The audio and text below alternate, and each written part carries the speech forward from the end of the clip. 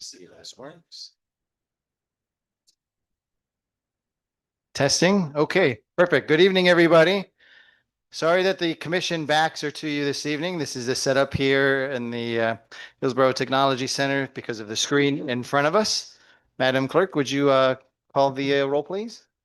Commissioner Plout, Here. Commissioner Preston, Here. Commissioner Shinetsky, Here. Vice Mayor Hudak, Here. Mayor Drosky. Here. If everybody would please stand for a moment of silence, followed by the Pledge of Allegiance to be led by Commissioner Shinetsky this evening.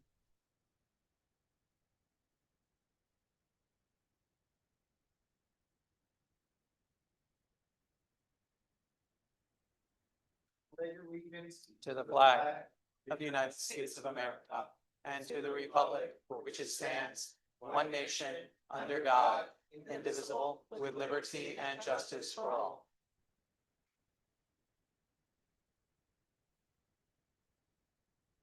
We have approval of our agenda for this evening, June 30th, 2026. Second. Motion approved by Commissioner Plout, seconded by Commissioner Hudak. All in favor signify by saying aye. Aye. Anyone opposed? Let the record show unanimous consent. Madam Clerk.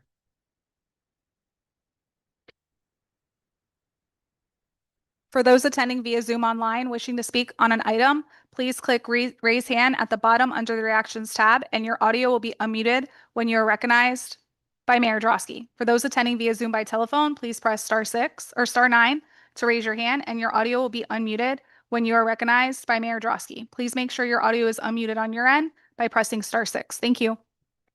Thank you, Madam Clerk. We have one item tonight, but it's a big one. Presentation of the fiscal year 2027 proposed budget. Mr. City Manager. Good evening, Mr. Mayor, Vice Mayor, Commissioners, and residents of Deerfield Beach.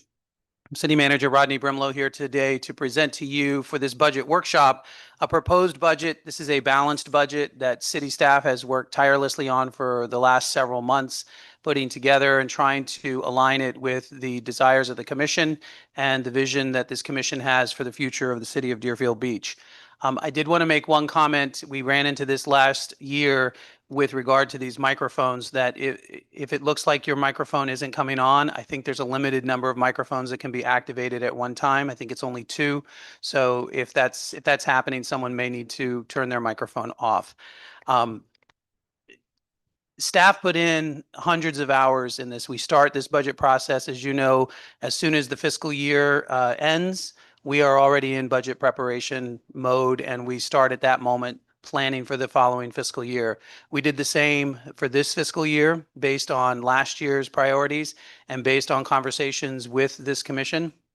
And so we hope that what we present to you tonight will be in alignment with that. This is a workshop, so it's meant to be a discussion, and it's meant to be to align priorities that may not be gathered in this budget presentation that you find are better suited for the community, or ones that you wish to change or amend.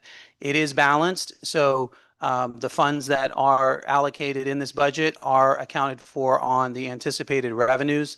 So I would keep that in mind. So that means that if you want to increase spending on a particular item, that we would need to, and staff can work on that, but we would need to find areas that we can cut for other line items. So this is, as it was last year, this will be in 4 parts. Part 1 will be this general overview and a budget update.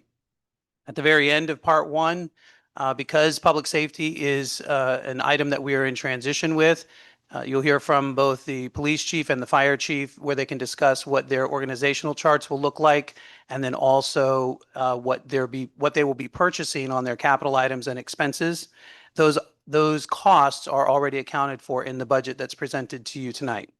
Part 2 will be our financial market update, again by Davenport. We did that last year. It's a very important area of understanding for the city that allows us to understand where our financial setting is, where we are in terms of debt, where we are in terms of fiscal responsibility, and what our capacity is as a city. That's going to be particularly important because I know on the minds of everybody, and we'll talk about this briefly, but with regard to potential referendum item coming up for, that may pass regarding property tax amendments. We'll have a break, and then in part 3, we'll go into the capital improvement plan, as well as we'll talk somewhat about the special events, because that usually is a robust conversation where we need to make sure that the particular items of that are aligned with what your desires are. And then in part 4 will be the additional comments, questions, concerns by this commission, and also public comment at that time. You have a little clicker? Yeah, you can go to the next one. So for the first part of this, I'm moving to have our Chief Financial Officer, Oleg, will go through most of this first part of the budget presentation, and then I will highlight some of the items as we go through them as well.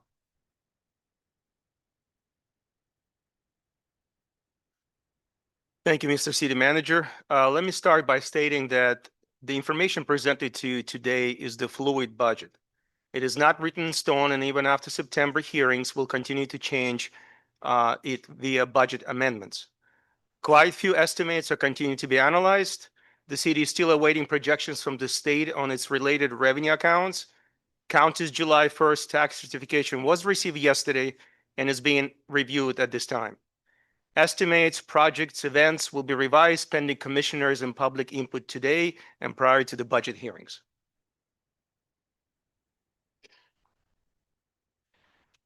On this slide, it's okay, it's good. Let's discuss the upcoming budget-related meetings. As you can see, July 7th, commissioners' meeting will have preliminary resolutions on fire rescue and stormwater assessment. The resolution for the fire rescue assessment will only request an approval up to the rate of $365, which is not a final rate and only needs to be done as the city will not be able to exceed that rate at the final adoption. On August 15, proposed budget will be submitted to commissioners. 2 public hearings will be held on September 9th and September 14th, and September 14th meeting will also have final adoption of fire rescue and stormwater assessment.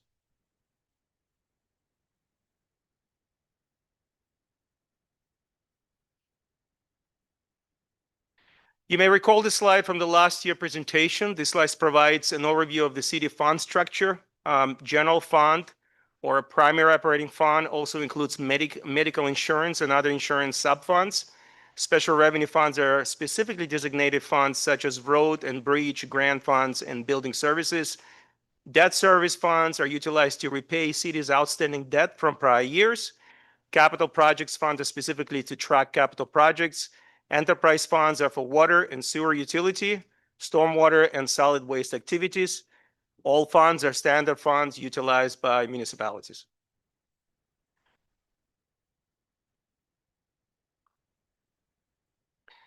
So on this slide, you see important data or key indicators for the city.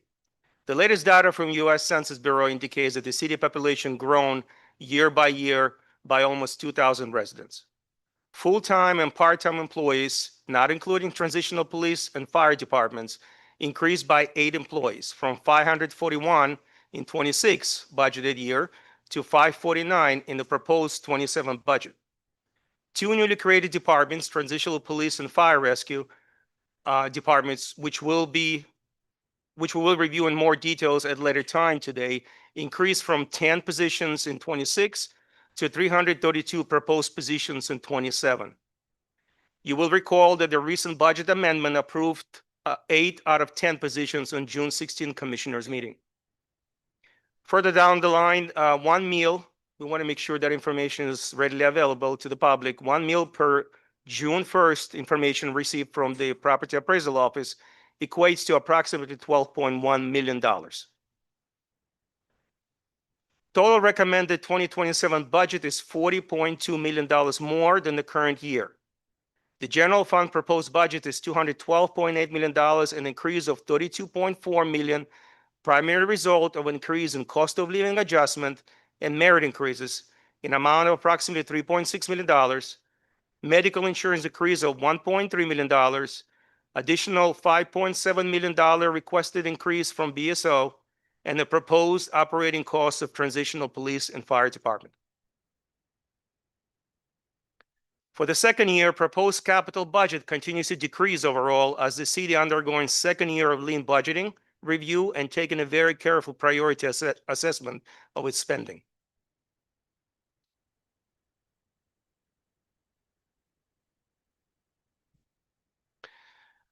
This slide shows the changes in personnel. From 26 to 27, there isn't, okay, sorry. Okay, thank you. There is an increase of proposed 27 budget of 335.5 positions. You can see it on the bottom right side. Transitional police department increase is 146 and transitional fire rescue is 176. Additional net increases of position outside of transitional police and fire departments are 13.50 FTE. New departments, transitional fire police department require support positions, as we discussed several times before. And on the schedule, I'm going to list the positions that were created to support the new developed departments. In the financial services, all three positions, payroll coordinator, senior buyer, and accountant, was created for the purpose. Human resources, 2 positions, 1 benefit specialist and 1 recruitment coordinator. IT department has 6 positions created, 3 service desk specialists, technology integrator, IT security analyst, and digital record specialist. Community services will have 2 positions, 2 grant specialists. Office of Public Safety will have 2 additional positions, 2 park rangers, and municipal services, 1 position of facility technician. Overall, the positions created to support fire, transitional fire, and police departments are 16 positions.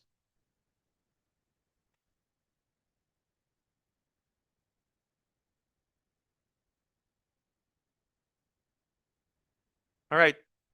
This is the key slide as it shows changes between amended budget and 2027 proposed budget. Total recommended 27 budget is $40.2 million more than the current year.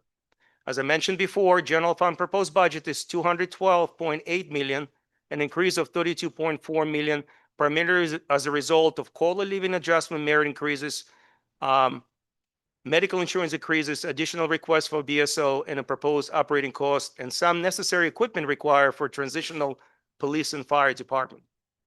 The debt service fund's proposed budget increase is due to estimated financing costs for financial instruments related to vehicle and equipment for transitional police and fire. For the second year, as I mentioned, proposed capital budget continues to decrease overall. As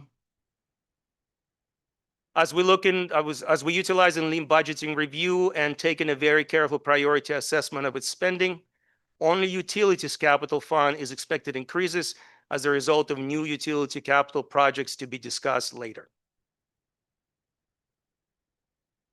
Additionally, proposed budget for enterprise utilities fund increased due to transfer out to support plan and ongoing capital projects such as CMAR, water plant critical rehabilitation of $29.4 million. As we indicated in the prior year, any additional grants and projects that will be awarded at a later time will be brought to the commissioners for acceptance and for the purpose discussion, and the budget will be amended at the time with commissioners' direction.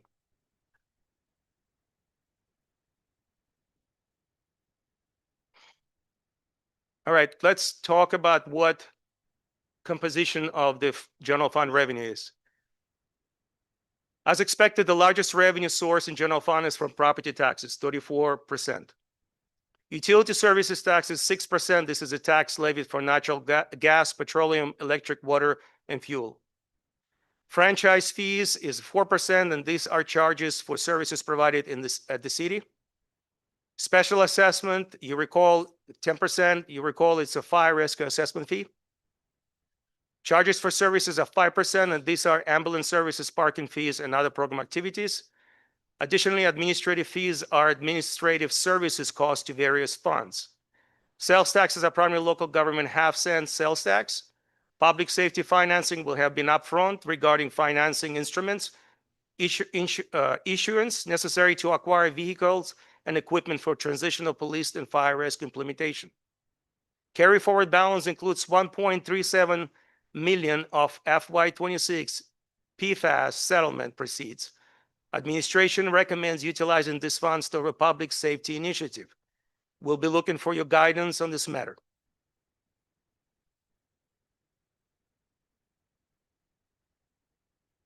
General fund expenditures. We'll move to the next slide. You can see the significant portion of general fund expenditures for the BSO services. It's 38%. Personnel services, the next largest category, is 32% and is in line with the industry standards. Transfer out is for debt services and capital project cost. And those are main criteria on this slide.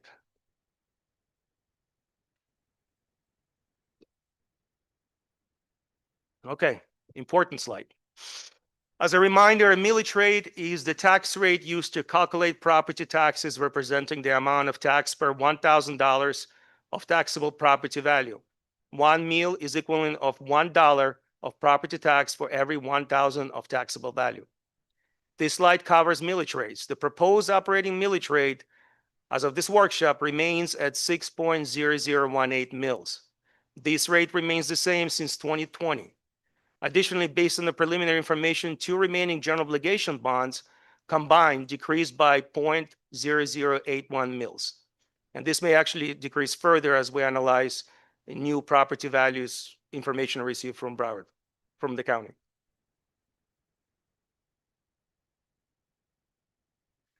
As of June 1st, taxable value, the city estimates collections of $74.56 million in property taxes, of which $71.38 million will be for general fund.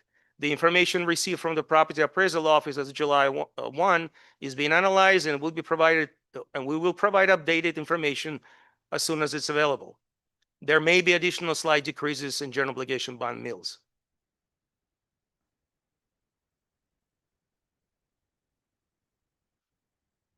This slide shows an average property tax on a condo and single family owner. Average value in Broward County, as you can see, is higher than within the city of Deerfield Beach by 37.5%. It's an important factor.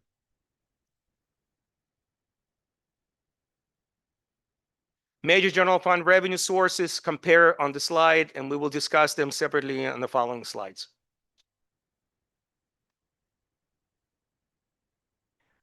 We're going to start with the fire rescue assessment fee. As you know, it's non-ad valorem special tax assessment that is levied against all assessed residential and non-residential properties in the city. In the year 2022, a full updated study of the city fire assessment fee was conducted to determine the adequacy of the city fire assessment rates. Per the study, the full assessable cost would yield a fee of $372 per residential dwelling unit at that time. Based on this information, as you can see on the slide, in 2023, percentage of total cost of fire services was 53%. 24 moved up to 54. In 25, it was 52. In 26, it is estimated to cover 49%. And if the same rate of 350 remains for 27, it will cover only 47% of proposed BSO fees.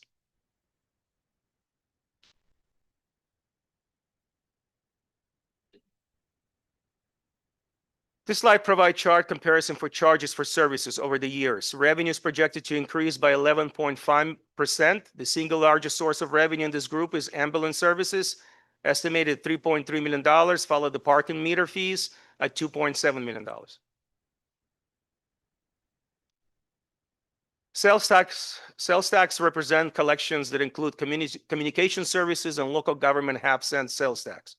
Communication services tax applies to telecommunication, video, direct-to-home satellites, and other related services. The tax is imposed on retail sales of communication services, which originate or terminate in Florida, and which are billed to residents of the city of Deerfield Beach. Florida Statute 202.19 provides the city authorization to impose local communication service taxes. It's expected to go up 3% next year. The utility service tax is locally imposed and administered by municipalities and charter counties under Chapter 166 of Florida statute. This tax is levied on 6 utility services: natural gas, liquefied petroleum, manufactured gas, electric, water, and fuel. And it's pursuant to the state law. The city commission authorized this tax beginning in FY 2012. The slide provides a chart comparison for utility taxes over the years. Revenue is projected to increase by 4.7% next year.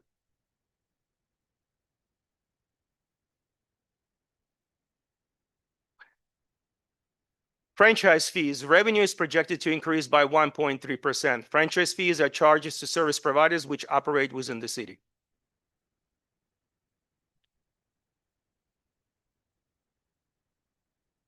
All right. Major utility fund revenues are projected to increase by 5.79 million in 27, from 28.4 million to 34.2 million. The city projected revenues based on the scheduled utility rate increases established under the rate study and associated memorandum adopted in 2022, which provides for annual rate adjustments through year 2027. Additionally, the utility billing division confirmed that the city is in the final stages of implementing its advanced metering infrastructure (MAI) system, which with full deployment expected to be completed this year. The new metering system has significantly improved the accuracy of water consumption readings, resulting in more precise customer billing and overall increase in billed revenue by reducing the amount of previously unrecorded and underreported water usage. And finally, the estimated budget for 2026 was under projected originally when we did this last year. We're going to be bringing budget amendment to the commissioners for approval to increase that for the year 26 as well.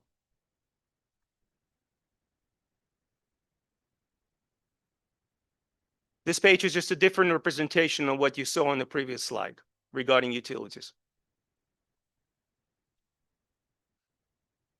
Solid waste. As you can see, the revenue expected to increase by 3%. The increase is primarily driven by growth in commercial dumpster, garbage cans, residential, multifamily residential, and single-family residential, and single-family county-billed revenues.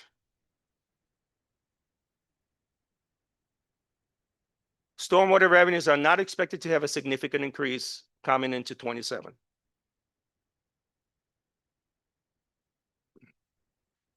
Grant funding. So you could see the grant funding at this time is only increasing by 359,000, which is 4% in 27, from 9.1 to 10.2. The increase is primarily attributed to public works grants, which are projected to increase by 3.45 million or 97%. Additional increases in CHDO, home housing, and SHIP grants revenues are partially offset by elimination of American Rescue Plan funding and reduction in community development block grant. So just few comments regarding American Rescue Plan. Just to remind commissioners, the grant was awarded for $16.2 million in federal funds through ARPA. These funds were required to be obligated by December 24 and spent by December 26.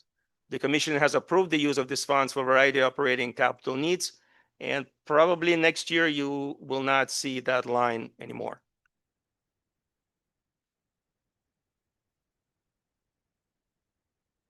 All right, personnel cost.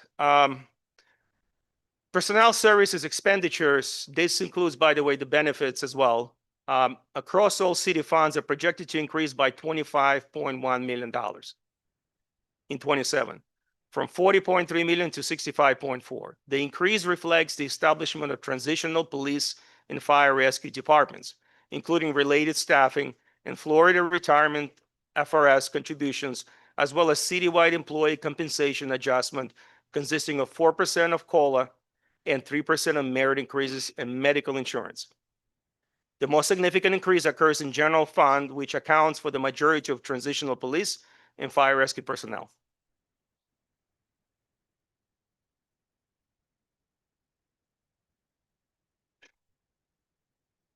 Okay.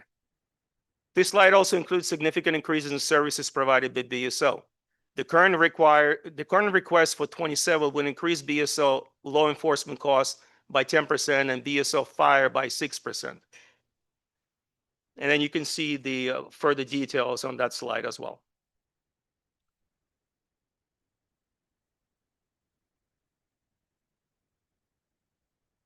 You want to talk a little bit about the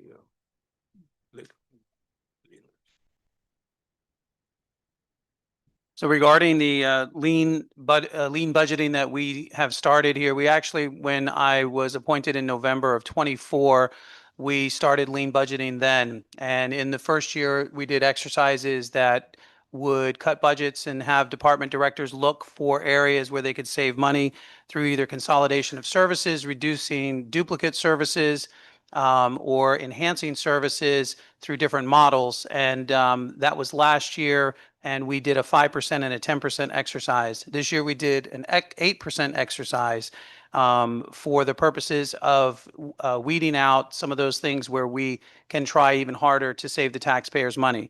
It's important to continue to do lean budgeting in all of the years to come because it keeps us accountable to the taxpayers most effectively, and it also ensures that we're always being creative about the way that we provide services to our community. Last year, our lean budgeting saved us about 1.5 million. This year, it's about 1.7 million. So the exercise is working, and we have seen that even the consolidation of services has made us more effective in providing many of the services with the incorporation of our municipal services department as an example that has done phenomenally well by mitigating some of the extra costs that were unnecessary that the taxpayers, reducing the taxpayer burden. So lean budgeting exercise we did again this year. That is part of an ongoing process that we will continue to do. It's also fortuitous for us because we know that there are issues that may be coming up with property tax legislation. So this has really put us in a key position to be resilient in any circumstances that might come up in the future, and also to make sure that we're being most accountable to the taxpayers. Go to the next one. Any questions before we quickly will do a department, we'll do police and fire department, and then we can do the questions after that. This will end section 1. So let me have yes, fire police chief come up.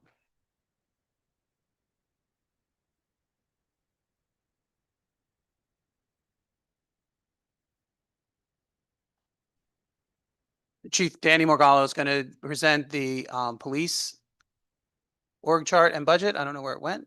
It left the screen. And then we'll hear from Transitional Chief Chantel Botting on the fire. Good evening, Mr. Mayor, Commissioners, Vice Mayor, Mr. Manager. My name is Daniel Morgallo. I'm the Transitional Police Chief. I'll be providing a brief overview on our organizational chart and our capital expenditures for year 1 as we build the police department. Right now, ongoing, we are currently going through the process to find the selections for Deputy Chief Executive Officer and Senior Executive Assistant so that then we can continue to expand our hiring over the next 15 months. The budgeted or the positions that we're proposing here in the org chart are in line with similar sized departments. And as of today, you have already approved the first reading of the purchase of our vehicles. Once that is finally approved on the 7th of July, we will begin the process of taking delivery of vehicles within 60 days. And that process will move forward throughout the course of fiscal year 27 and should be culminating in the springtime. March or April, we should have all of our vehicles. As you see on the org chart, we have robust coverage throughout the city. We will be having dedicated resources east of the Intercoastal Waterway on a 24-hour basis. And then we have the ability to upsurge staffing if we need to, depending on any type of special event or eventuality that is happening. We will be upgrading the number of public safety specialists, public service aides that will be tasked with performing report writing, handling accident investigation, and minor incidents that will alleviate the need to use sworn police officers to handle those types of incidents, thus freeing them up to be able to focus on law enforcement specific tasks that we need throughout the city. In addition to all of the folks that are in patrol and operations that you see depicted here, we will be having dedicated crime scene investigative resources, and we will have detectives both handling traditional investigative means, persons crimes, property crimes, major crimes investigators, and we will have detectives that will be able to engage in proactive problem-solving type policing throughout the community.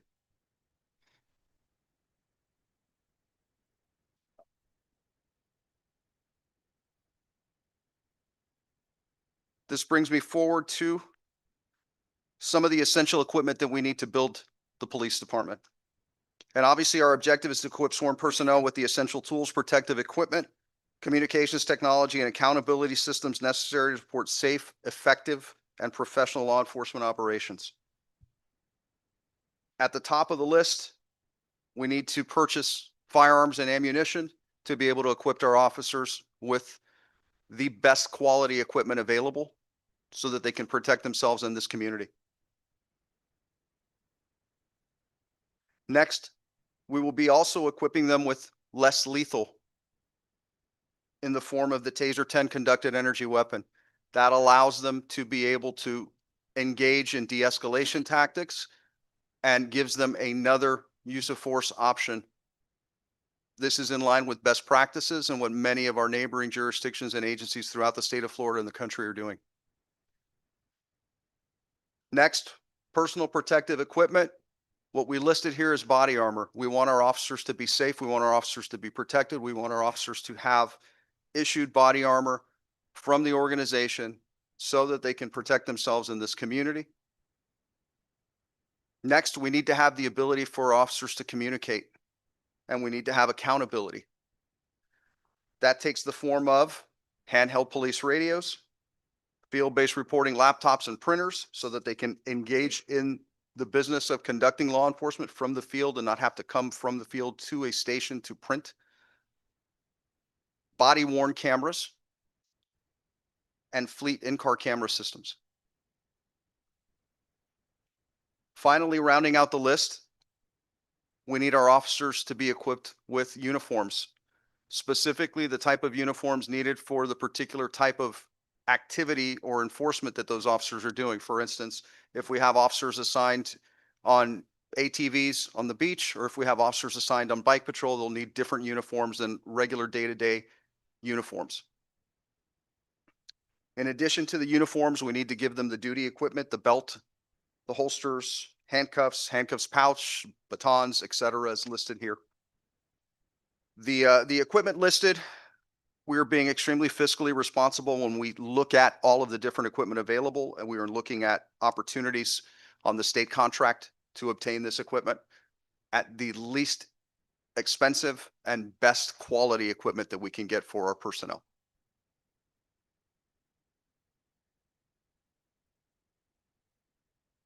And Chief, Transition Chief Chantel Body.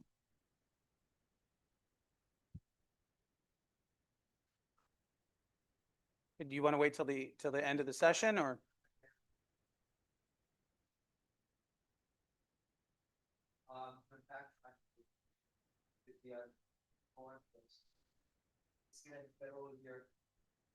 All right. Testing. Okay, here's me.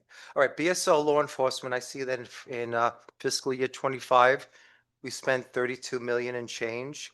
By fiscal year 27, we'll be spending with BSO law enforcement 39,452. That's a $7 million increase. With BSO fire rescue in fiscal year 25, we spent 34,962. By federal fiscal year 27, 41,945. That's a $6 million increase. My question is, and if you could explain to me, I thought we're downsizing with BSO. Why is it increasing for police 7 million and fire 6 million with BSO? If you could explain that, please. Which slide are you on, Commissioner? I'm on significant changes in expenditures, BSO law enforcement. and 25? BSO, yeah. I mean, I see an increase fiscal year 25, $7 million increase for fiscal year 27. Fire fiscal year 25, 34,962, 27, 41,945. That's a $6 million increase. If we're downsizing, I don't understand why the huge increase. That's my question. What's reflected on slide 25 is what BSO has submitted to us is what they're going to bill us for. And I also, just a caveat, because FRS did change their rates. So what is reflected on the grand total for BSO of 81.4 million actually will be somewhere between $1.5 and $2 million more because there was a rate increase from FRS. So That number was accurate, well, it's accurate up until tomorrow, I guess, but we have not yet received the updated letter from BSO, but that's not unusual. They should be submitting that once they get final numbers from the county and also once they incorporate the increased FRS rate. Okay, because I know that, you know, with these bills, now that we're not in contract, we're debating a lot of the expenditures. So I was just wondering about that, why the huge increase, but thank you for answering that. Mhm. Another question I have is on slide lean budgeting for 2027. Now this, I've been thinking about this for a few days. This reduction for Office of Public Safety, 395,000, almost 400,000. If we're expanding public safety, why the reduction of almost 400,000? And where is that reduction going? I know a lot of times we don't even really talk about parking enforcement. And I know for parking enforcement, we're taking that over too. So where's the reduction? If you could flesh it out a little bit for the Office of Public Safety, where? So you have to remember that the Office of Public Safety is not police and fire rescue per se. Police and fire rescue are two separate departments moving forward in fiscal year 27. So the Office of Public Safety, a lot of that has to do with increasing the staffing, for example, in ocean rescue so that it reduces the amount of overtime that's being used there. So converting some of the part-time positions to full-time, but other areas in the public safety that have nothing to do with police and fire per se. So it's not reducing the police and fire budgets. Thank you. Thank you for answering my question. Now, another question, and Daniel, excellent job, talking about the new personnel that will be under your police department. I know that during the transition, and especially with the study, it was said a lot that Broward County, a lot of the functions from Broward County Police, like crime investigation, SWAT, helicopters as well, we can borrow that because we're part of Broward County. So I'm just curious, I see that you're going to have a criminal investigation, you're going to have crime scene techs. I thought we're using that with Broward County's staff. So I'm just curious about So that. Broward County operates the crime lab, which is the county crime lab. And you're correct about aviation, for example, those kinds of things that are part of the countywide services. But you still need people in your municipal police department that can handle crime scene processing or evidence collection and those types of functions. Okay, thank you. Now for grants, I know we're putting in, I'm sorry for talking so much, just have these questions, why not? So why not ask them? For the grants, federal grants, I know we put in for 9.9 million, but a lot of those things like for armor, because we've been getting updates that you're putting in for grants for armor, body armor. Just want to know about that. Why are we purchasing that? If we might get grants, are we leasing these materials of body armor and things like that? Are we leasing that? Are we buying it? Or is this proposed with a grant? Could you flesh that out a little bit? So with what the CFO had indicated as well, and what I put into practice back a couple of years ago was we do not anticipate grants. We don't pretend that we're going to get money because we don't ever know until the check is written and the check is deposited. Okay. So if it is something that we need, it is a budgeted item that we need it. And if we are awarded a grant, that grant award will come before the commission for the commission to both see it so that it's fully transparent, that we're not buying something hoping with our fingers crossed to get a grant. We're buying something that's needed. And if we get a grant, that's great. We come back to the commission, we recognize the award of that grant, but we don't inflate the revenue of the budget with an anticipated grant. I have one last question and then I'll let you go. All right, thank you. The community aids. I know when they were doing the charrettes, a lot of the constituents were saying, well, why community police aids instead of patrol? I mean, the feedback I got that they felt more comfortable with patrol officers. If there's an accident or a problem, why community aids? Could you just give me the rationale behind going from patrolmen, which we've had for many years, to community aids, which I don't think we've had in a while? What's the rationale? We are budgeted for community service aides through BSO right now, and they handle certain kinds of reports, as an example. Someone may come in to get what's called a VIN check to verify the VIN number on a vehicle. Just, I'm giving you an example, and perhaps a community service aide would handle that. That's an appropriate use of resource. To have a police officer taken off the street from patrol or from a police officer making sure that crime isn't occurring or investigating crime, it wouldn't make sense for someone to come out just to look at the vehicle, verify a number and do that. But there are a lot of other uses for the police service aides as Danny mentioned. For example, on a minor traffic crash, someone backs into somebody in a parking lot. If there's no criminal offense going on, there's no reason to tie up a police officer at that expense. Instead, that police officer could be patrolling the neighborhoods and making sure that there are no crimes going on, or responding to any issues that might require a police officer to be present. Thank you very much. Thank you. I figured while we're doing questions and while the chief is transitional chief, TC is here, just some questions about the org chart. The first question I have is, and maybe I missed it, is Marine Patrol. We are a a nautical destination, and how do we plan on patrolling the waterway? We don't have Marine Patrol on here. It is an option to do that through the county or through FWC if we so choose to have that. Right now, Marine Patrol is based out of, even with the Broward Sheriff's Office, Marine Patrol is based out of Pompano Beach. That's where their Marine Patrol comes from. We've never had in recent years anyway, an established place for a Marine Patrol officer's boat, for example, to be placed. And so that is not included on the org chart. Okay, I think, maybe not next year, but soon, I think we need to start looking at that possibility. We are, the individuals on the water do pay the highest taxes in the city. And, there's a lots of instances, we've tried to do a no wake zone. There's a lot of challenges that I know we used to have. And I think they used to come up bi-weekly, or I'm not sure, semi-weekly, to patrol our area to make sure that our residents are being safe and that individuals on the water are law-abiding citizens. The next question I have is, currently with BSO, we have 152 officers, if I am not mistaken. And our total personnel is 149.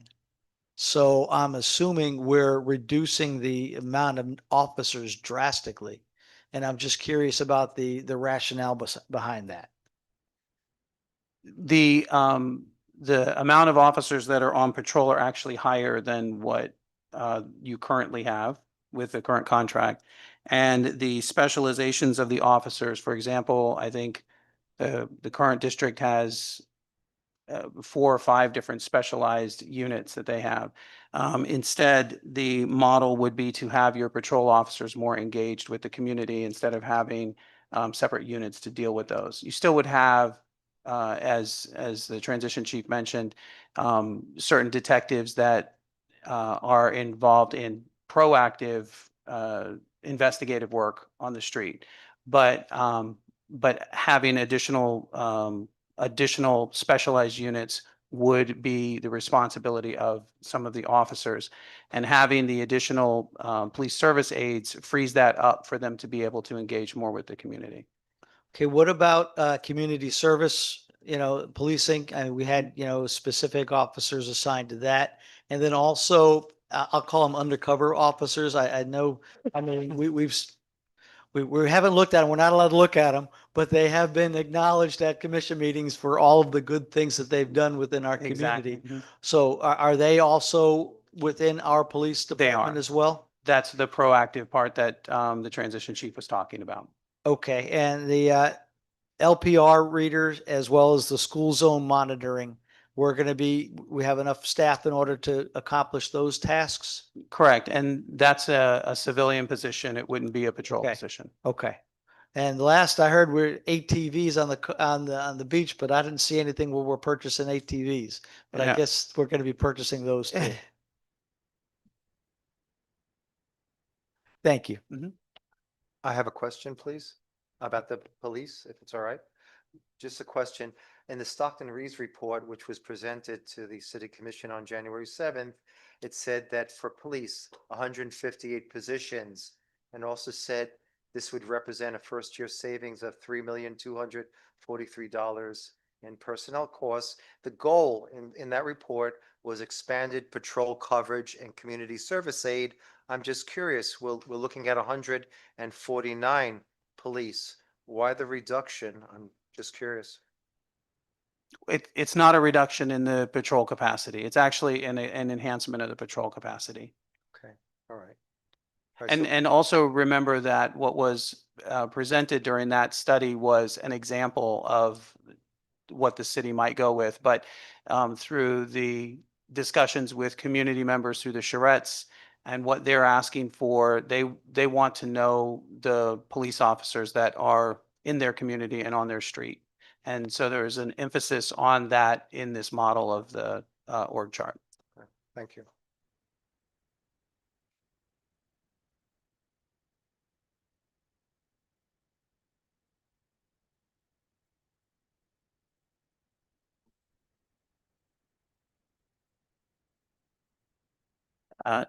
It would be preferable to do the questions at the end of each section, but you're the commission and I work for you, so. Okay, yeah, I got a few questions myself.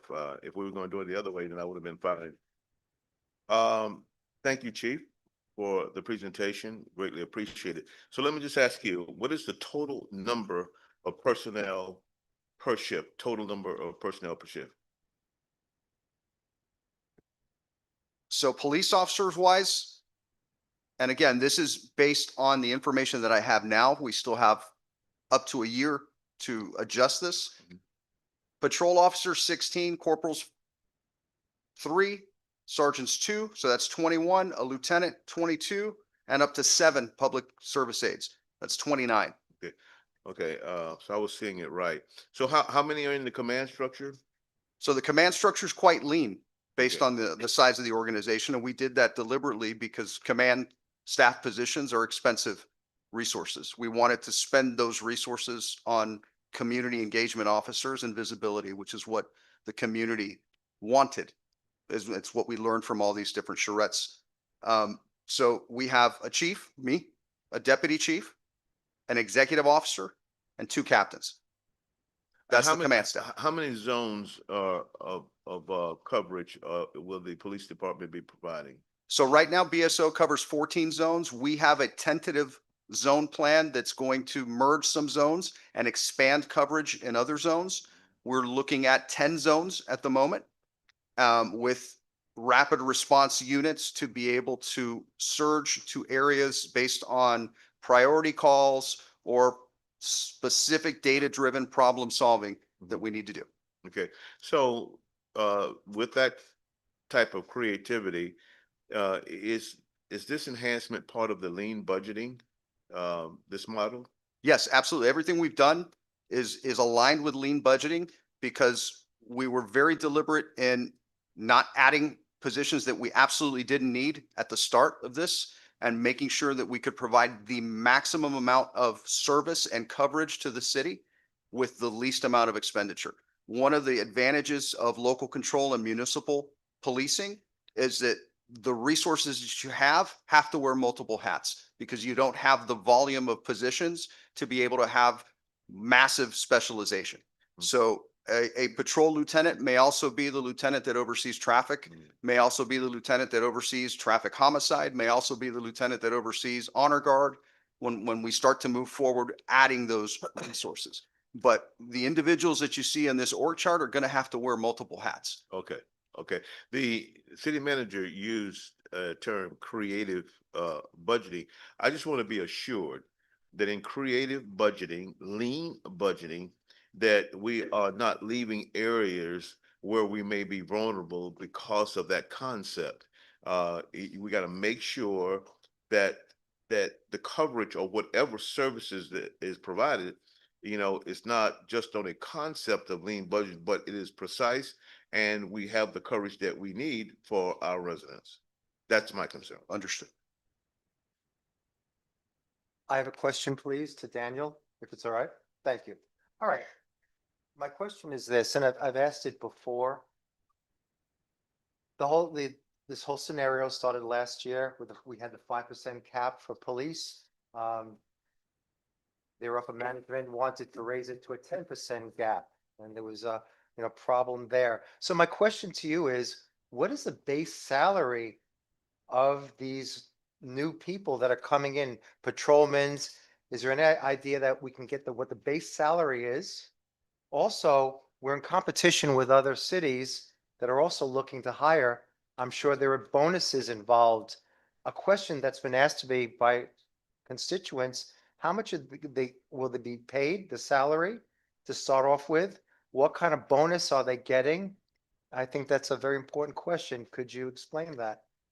I know that the transitional chief doesn't have that information, but I will tell you that we used the median, the average, the median salaries of all the jurisdictions next to us and used that as our budgeting target. So we did not use minimum salaries in order to create the budget for what the salaries would be for the officers. So what that essentially means is that if somebody is working somewhere else and they were to come to the city, they would not experience a reduction in pay. They also would not experience any kind of impact to their retirement if they happen to already be in FRS. They would maintain the same seniority that they have in the agency wherever they are, and they would come over with that same seniority in their retirement package as well. So what you're saying is, like in Boca Raton, say they're making 90,000. If they're coming over here, they would be making 90,000. And again, what kind of bonus, what kind of incentive? Because again, we're in competition with other cities. What is The is the the bonus bonus for would that, right? probably be the difference between where they are and the step that they would fall into at the city. So they wouldn't be going into a reduction in pay of any kind. Could you give a tangible number? I mean, There isn't a tangible number because I don't know what they make. I mean, you'd have to have a specific, like if there's a, and then you're looking at a specific step on the pay plan. So the pay plans are they 14 steps? 14-step pay plan. So wherever they would fall on that pay plan is where they would end up receiving their salary.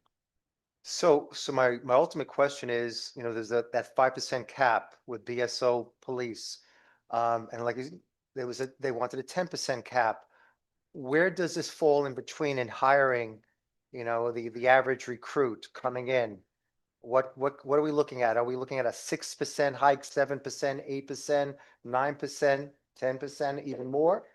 And again, I wish I can get at least a monetary figure of what the bonus would be. In my thinking, bonus is a bonus. You come on board with us, you get a $15,000 bonus, $20,000 bonus, a $10,000 bonus. You can't give a number.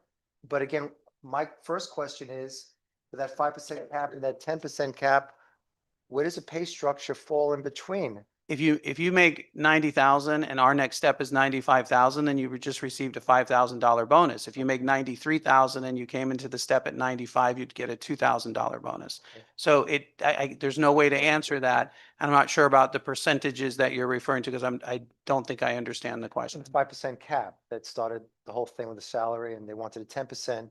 Okay, there's a little bit more clarity. So if somebody is making 85,000 coming from Fort Lauderdale, they would be getting 85,000, the same amount to come to Deerfield Beach plus a $5,000 bonus. Is that what you're saying? No, wherever they would fall on the pay plan. So there might be a $5,000 bonus. It could be, but we don't know. Depending on where they fall on our pay scale, that would be the difference. Okay.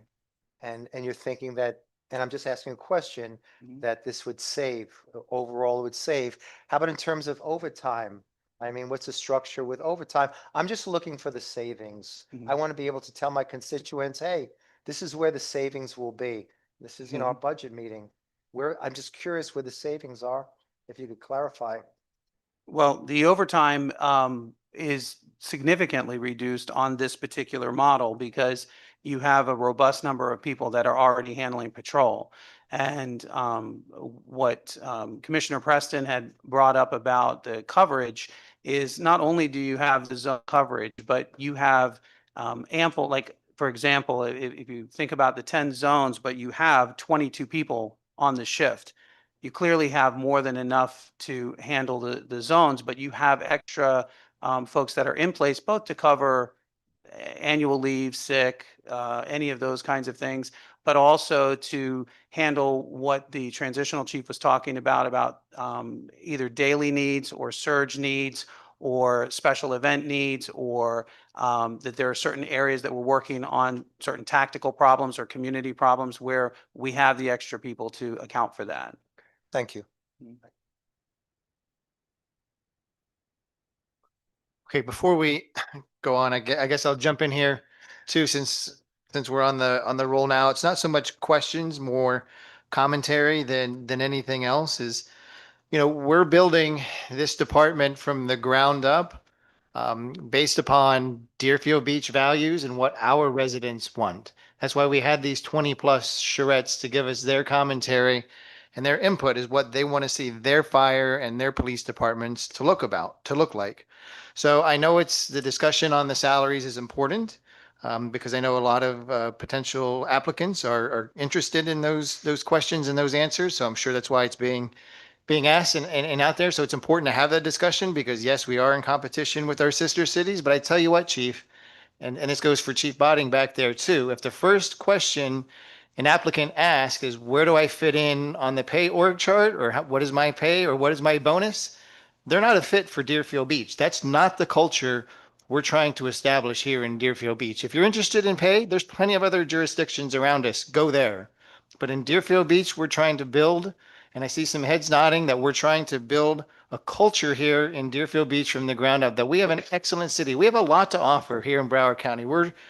If we all say it, we're the best county in Broward County, excuse me, the best city in Broward County, from the beach to the sawgrass, from the border each side. We have a lot to offer and a lot of gems in the city, and people choose Deerfield Beach for a reason. And we want our police and fire to choose those same reasons when they come to work for us, that they're here not just to come for a job, but to create, an opportunity that they're going to be here for a very long time. And that's the kind of environment I want to foster, not about what is my paycheck going to be, because there's going to be plenty of opportunities on that 14 point scale. There's going to be plenty of opportunities to make money over the long haul. And we want them to, and we want them to provide for their families. But we also want them to be part of a culture here. We want them to get the best training. They know they're going to get the best training. They know they're going to get the best education, and they know they're going to work for the two best bosses all around in South Florida.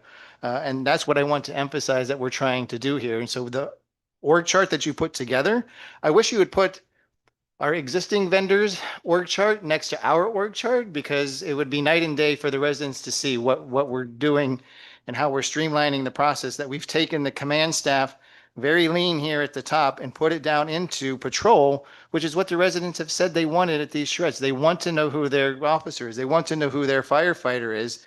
And you've done exactly that in this org chart by putting those individuals out in the community so that they know who they are.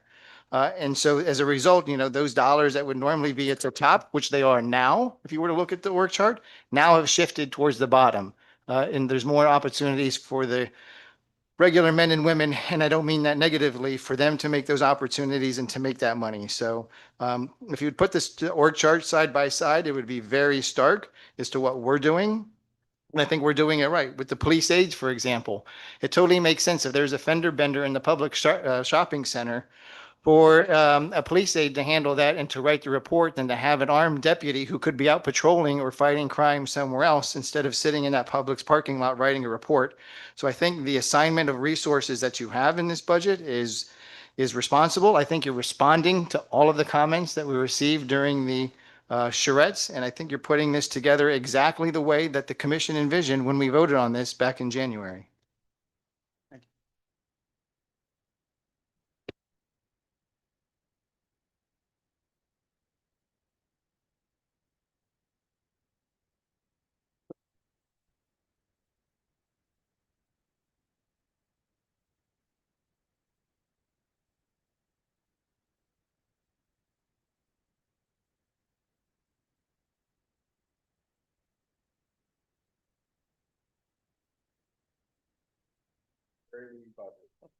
I'm a team of one.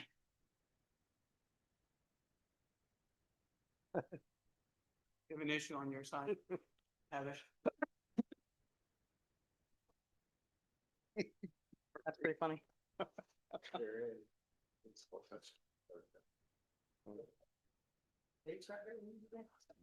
They did. They did. When I said lean, I didn't mean it, I didn't mean it literally, okay?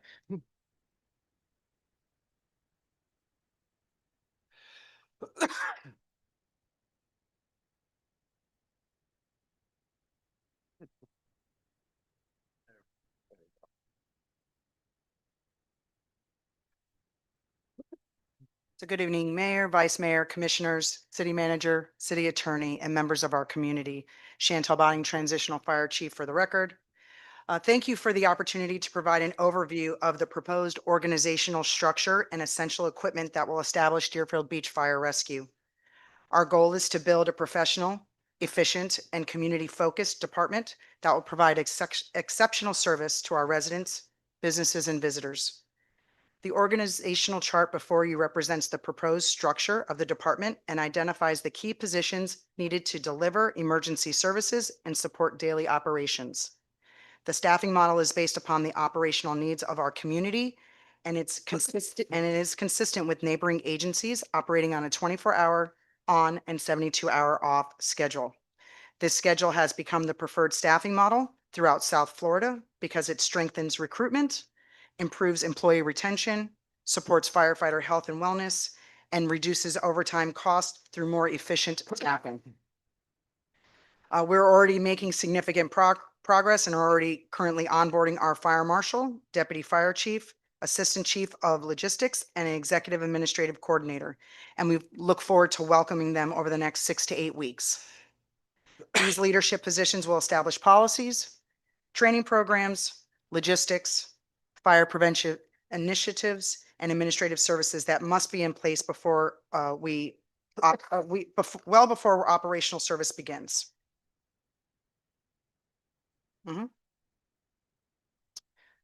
Moving to the next slide, I'd like to provide a brief overview of the essential equipment included in this budget.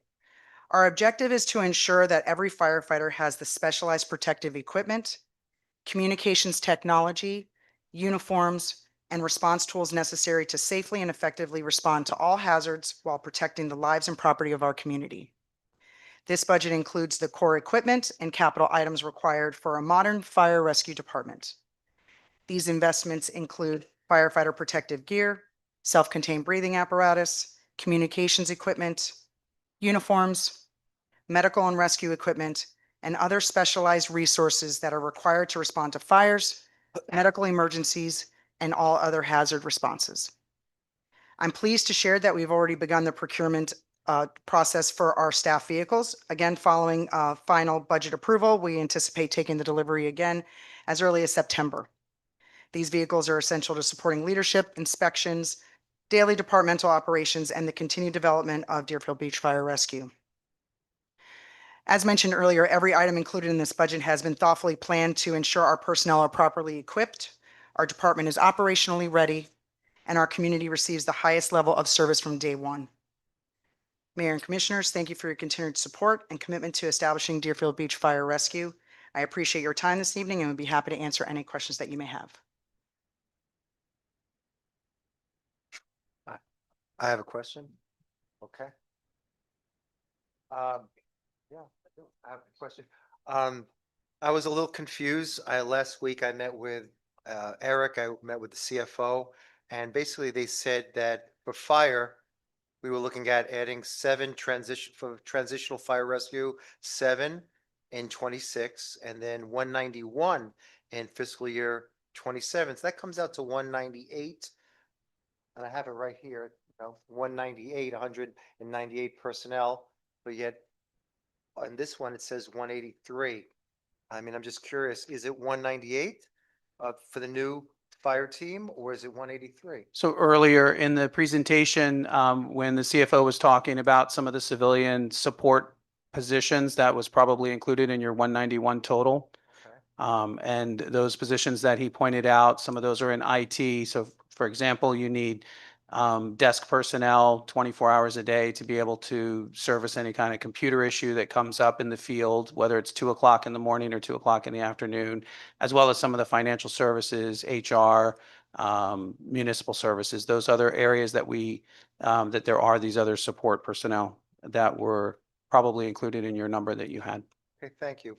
Now, another question is, I have to say that dirty word, I'm sorry, Stockton Reeves report. I mean, the feasibility study, it said 145 fire personnel. We're looking at 183. That's a 38 personnel jump. I mean, I know it's an example for the feasibility study, but 38 is a big jump. What's the rationale? I mean, it's a lot more than what we had before with BSO. We had 140, no, we had 145, 144. Why is the big jump, almost 40 personnel? I'm So- just curious. So, and again, using that study as our final model is, they're incongruous. What we have here is based on recruitment and also on fiscal responsibility. So BSO operates with a 24/48 model, which means that you typically have to have substantial amounts of overtime to backfill on positions. On a 24/72 model, you have a fourth squad. Instead of 3 squads, you have 4 squads. And the fourth squad is there, so it actually is a reduction in overtime amount. So this is accounting for that so that you're paying for your personnel and you're not paying in overtime. Yeah, that was my next question. So the shift changed from 24/72 from 24/48. So we are switching to 24. And just as a reminder, the 24/72, I believe last summer was passed by the state. That is the recommended shift protocol for fire rescue services. And so we're aligning with that, but we're also aligning with some of our neighboring cities that have already started to move in that direction. Okay. My other question is this in terms of the fire station, the infrastructure. Station number 4 is old. Station number 51 is old. Station number 66, right outside Century Village, my home, it's old. Station number 75 is old, and station number 111 is almost, well, same thing, old. So my question is, the fire stations where these new recruits will be living, I mean, what is the plan for that? Are we going to go for a bond like Vice Mayor Hudak had brought up a few months ago? I mean, what's the plan we can't fix up. We can't renovate these fire stations no matter what anybody says, because they're old and they're obsolete. They have deficiencies in ADA requirements. What is the plan for that to get new facilities or get better facilities or new facilities? What's the plan on that? Will there be a bond?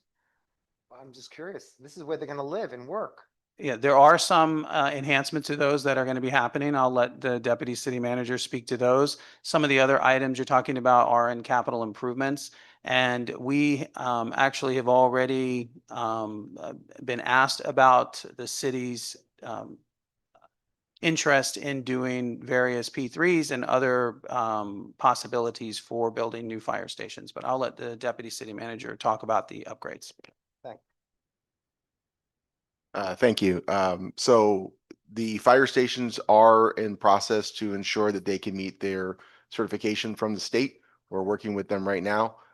They will meet the life safety requirements. They will receive upgraded dormitories and kitchens and insurance that the buildings are safe for their envelope. The buildings are safe. Yes, I recognize that some of them are old, but they are safe and adequate buildings. They do need some repair and some rehab.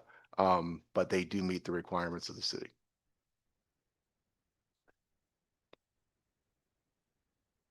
I have a question, please. If my colleague was done. Yeah, I'm all done. My colleague. Oh, well. All right, thank you. I was just looking at the organizational charts. I like how they're set up.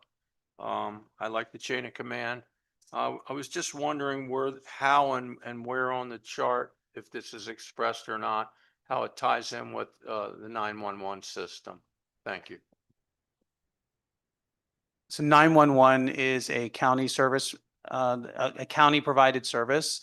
So we're not standing up our own 911.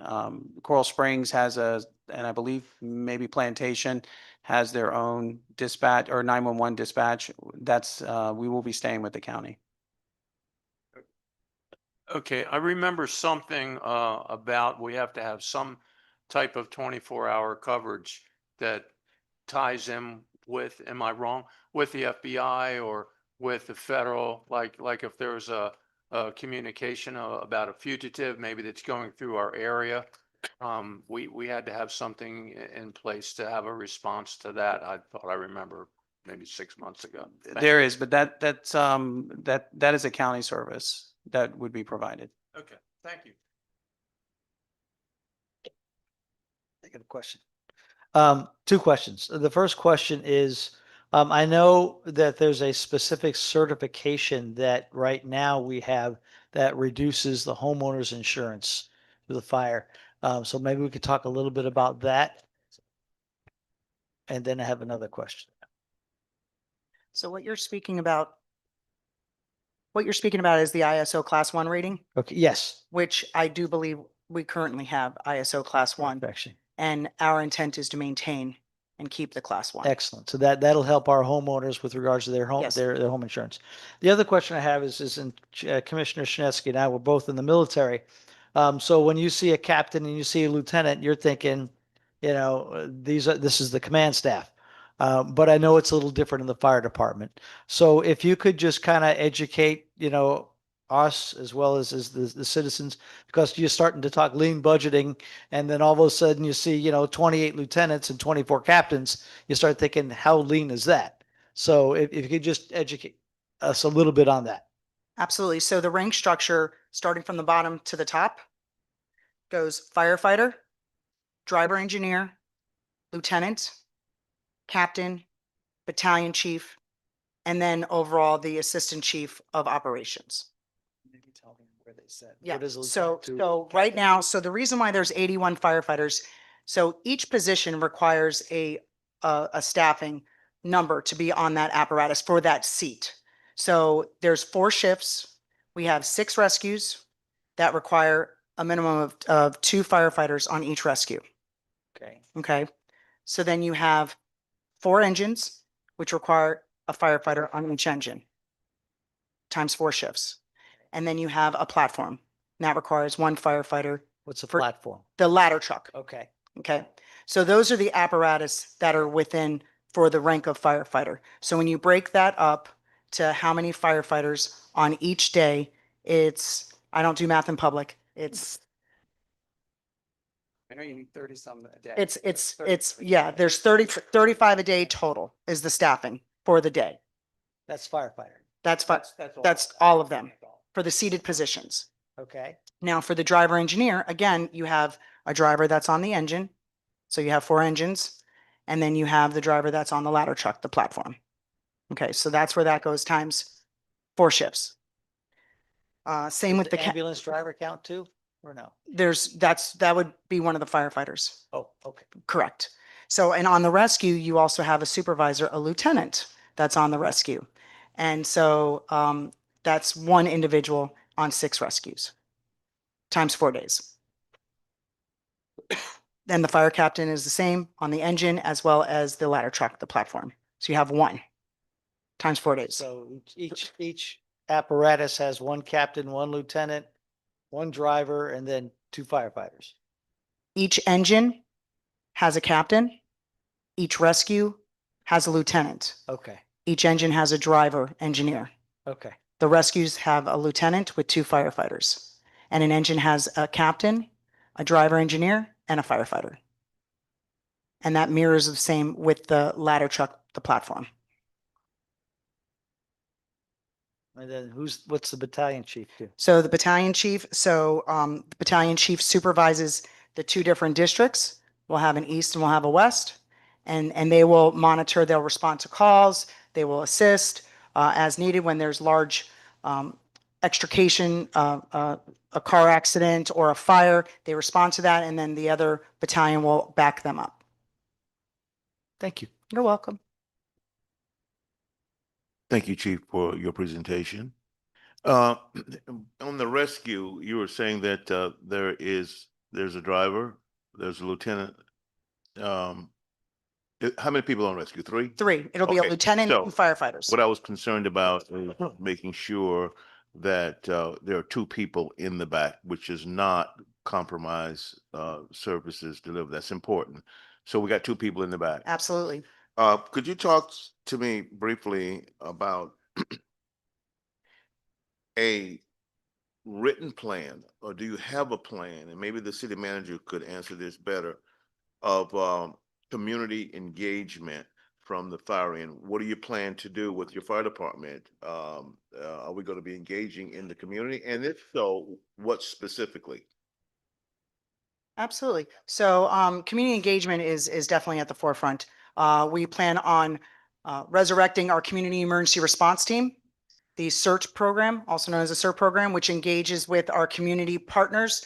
And that'll be broken down by different districts to be able to provide basic life support skills. They'll be able to assist in the need of any type of disaster, kind of as like a subset of the fire department. We're also going to have the Fire Explorer program. So that's the youth between the ages of 14 and 21. That's definitely something that we want to pursue. Engaging with our youth within our communities, showing them that they could be firefighters too. And that's the way to go. We're also going to have reading programs within the elementary schools. Very big on that. I did it back in Fort Lauderdale and it was extremely well received. They absolutely love, the kids love seeing firefighters in big trucks and doing school demonstrations. So those are just some of the few that we're planning on doing as soon as we get started. Do we have a plan to address diversity? Well, absolutely. I mean, once I have my command staff, it's going to start at the top. Diversity has to start at the top and it infuses down. As I believe it's a huge recruiting tool and a huge way to get out to the community with that Fire Explorer program, with that community emergency response team, and truly showing everyone that they can also be a firefighter for their own home city. I hope that there's some dialogue with some of the BSO personnel, because over the years when there were young people that were interested in becoming a firefighter, there were numerous people that I would contact from the BSO. They were always helpful, always, trying to encourage that. So BSO did a really good job with that. So that community engagement part is just so important. I think one of the things that I would personally like to see, that the city of Deerfield Beach engage in a program that could ensure that a certain percentile of its residents were CPR certified. I think that will set us aside, that whatever that percentage, 50, 60, whatever it is, it will be a direct correlation to lives saved, that we initiate these programs wherein, whether they, you would figure out when they would be held, where they would be held. But most of the residents, if not all of the residents in our city, were CPR certified. So on the situation of sudden death, I guarantee you're going to see a difference. I will tell you that is something that we plan on doing once the fire marshal starts. The Fire Prevention Bureau is also called Community Risk Reduction, and I feel that it's extremely important to engage with homeowners association meetings, provide that CPR skills to that through that Fire Prevention Bureau for community risk reduction. So that is something that we will be doing, as well as Stop the Bleed and Hands Only CPR, because that is the actual way that it does now in the public. We see the AEDs on the wall, whether they're in Publix, Home Depot, wherever. But what I found is there's a reluctancy on the part of people to actually engage if something happens, because they're afraid of it. The AED is it's so important because it talks to you. Mhm. It allows you to be able to have the confidence to go through whatever. In the labeling of the pads, it's not the boogeyman that everybody thinks, and they shouldn't run away from an incident, but rather run to it. So something that would engage our community in that area as well would be vitally important. And I think you hit the nail on the head, Commissioner. I think that it is a little bit of a fear factor to actually utilize that. But once we teach them, we show them, we communicate, and we give clear, concise directions on how to use it, and they get familiar with that hands-on, I think that it'll improve their tactile with the AEDs. If this becomes a part of our plan, I've checked around and not enough other agencies are engaging in active residential CPR training. Yes, they as a component, they teach it. But what about engaging the whole community and saying, we want you to learn CPR and this is how it's going to be done? And I think that we could start that with schools. Thank you. Thank you, Chief. Yes, sir. I have a question. I saw that fire inspectors with BSO, we had 6 fire inspectors. And I'm bringing this up because in Century Village, in the past year, we've had a lot of fires. I mean, the buildings are 50 years and older. There's a lot of the wiring is antiquated. So there've been fires. So we had 6 fire inspectors under BSO. I read somewhere that we're going to reduce that to 4 fire inspectors. I mean, why the reduction? Isn't it necessary, especially with a new fire department, to have even more fire inspectors for the safety? So I think it's important to first identify the actual needs. So we wanted to start with 4 and get a landscape and see what the turnaround time is for us to do the required inspections for the commercial buildings that need to be done within 12 months. If we see that we're not meeting that mark, which we will meet that mark, then we will request additional inspectors for staffing. Thank you.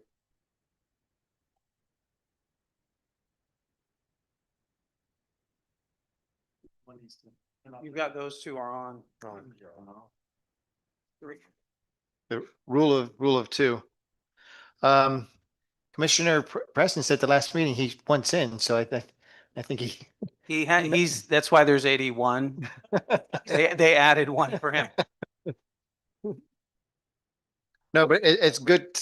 It's good to have his personal insight and his questions into this. So thank you, Commissioner, because you add an extra level of insight into this. Again, more commentary than questions tonight. But I would warn, anyone out there to not get too over excited about the increase in the number of positions, because just the increase in number of positions doesn't automatically mean that we're paying more money as a result of this. If you look at the existing vendor that we have and what we pay the 2448 model. We spent a lot of money in overtime and on the Kelly days, which we're not going to have under the 2472 model that we have. So this model provides that we're proposing is a 4 squad versus the 3 squad. But just because you have the 4 squads doesn't mean that you're automatically going to be paying more, because under the 3 squads, you're having if someone calls out sick, you're having to fill that with overtime. The math just doesn't work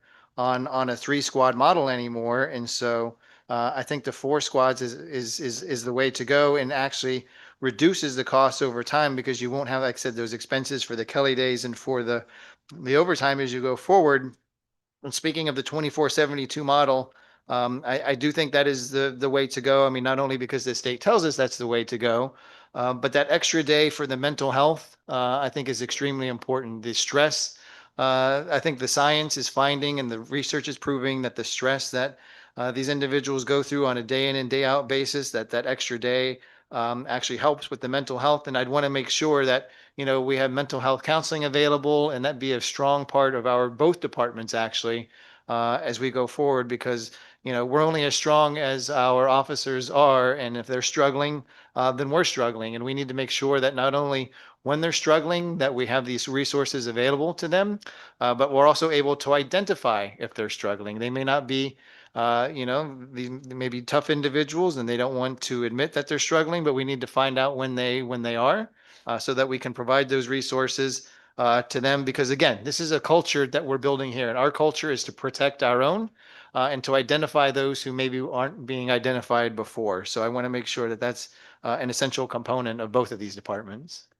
And to your point, Mayor, also the 2472 has benefits on the risk management side. You don't, you're not overtaxing the employees, or if you did have to have somebody come in on coverage, they're not back to back 24-hour shifts. There are a lot of other benefits that come along with it, other than working one day and being off three. It's not simply that, but that 24 hours is demanding, and Deerfield has lots of calls for service, so they work.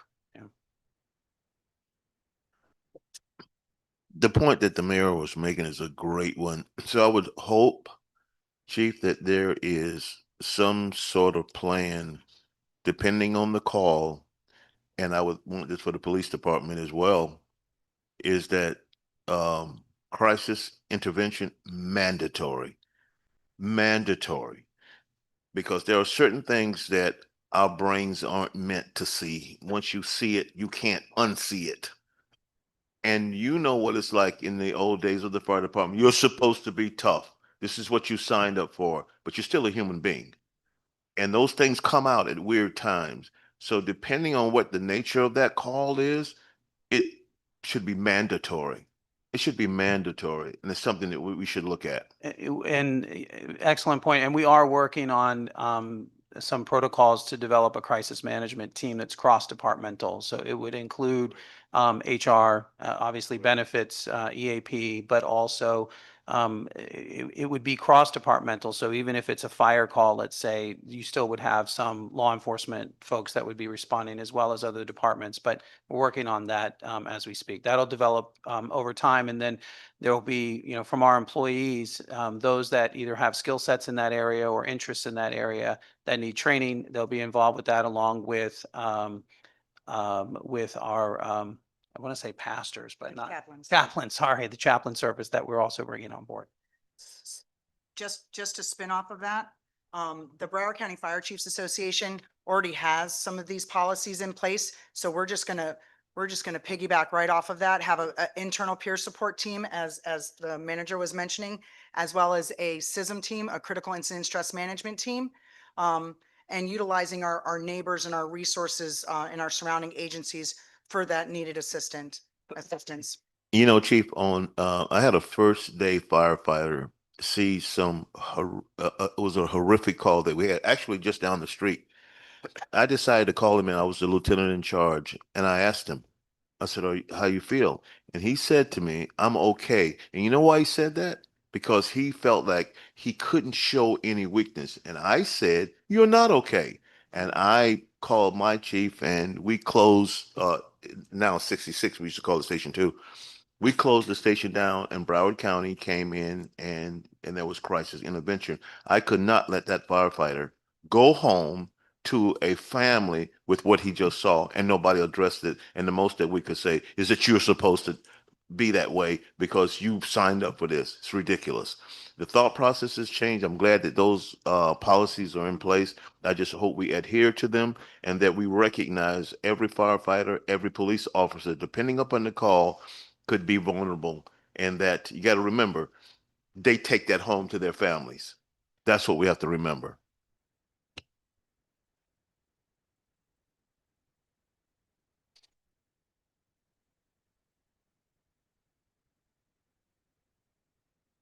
Before we go to section 2, were there any other questions on anything else from section 1? Just a quick question.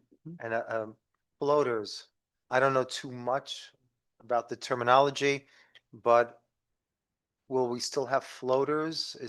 Are they part of the staff, or with the new personnel model, we won't need any floaters anymore?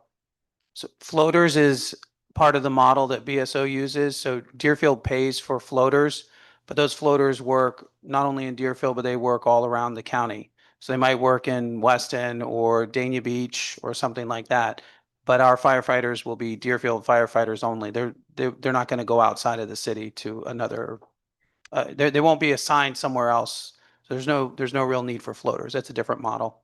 Thank you.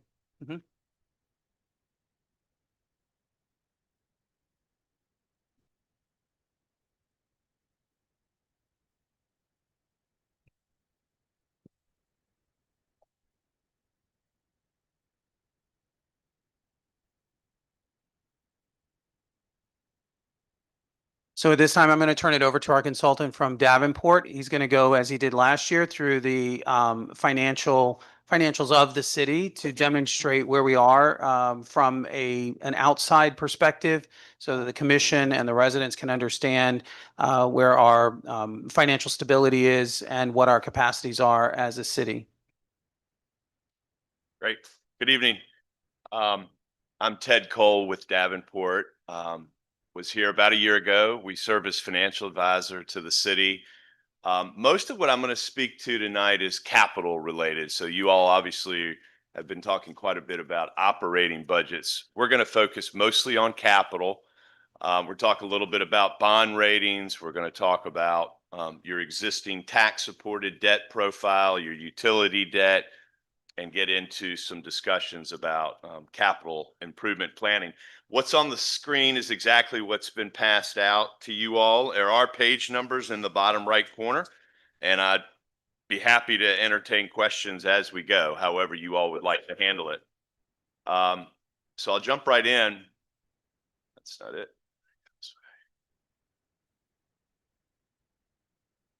All right. I'm speaking off of slide page number 3. The 3 most commonly used rating agencies for local government debt are Fitch, Standard & Poor's, and Moody's. You all have ratings, existing ratings from both Fitch and Standard & Poor's. You can see AAA is the highest rating that any local government state can achieve. You're a AA plus, 1 notch away from AAA with Fitch. You're a straight AA, we call it, 2 notches away from AAA with S&P. And on the left-hand side, you can see with Fitch, they did review the city and affirmed your current rating back in February of this year, so it's pretty fresh. And the last change in your Fitch rating, you were upgraded to the current level in August of 2024. With S&P, they reviewed your rating about a year ago. We expect they'll do another review here in the near term.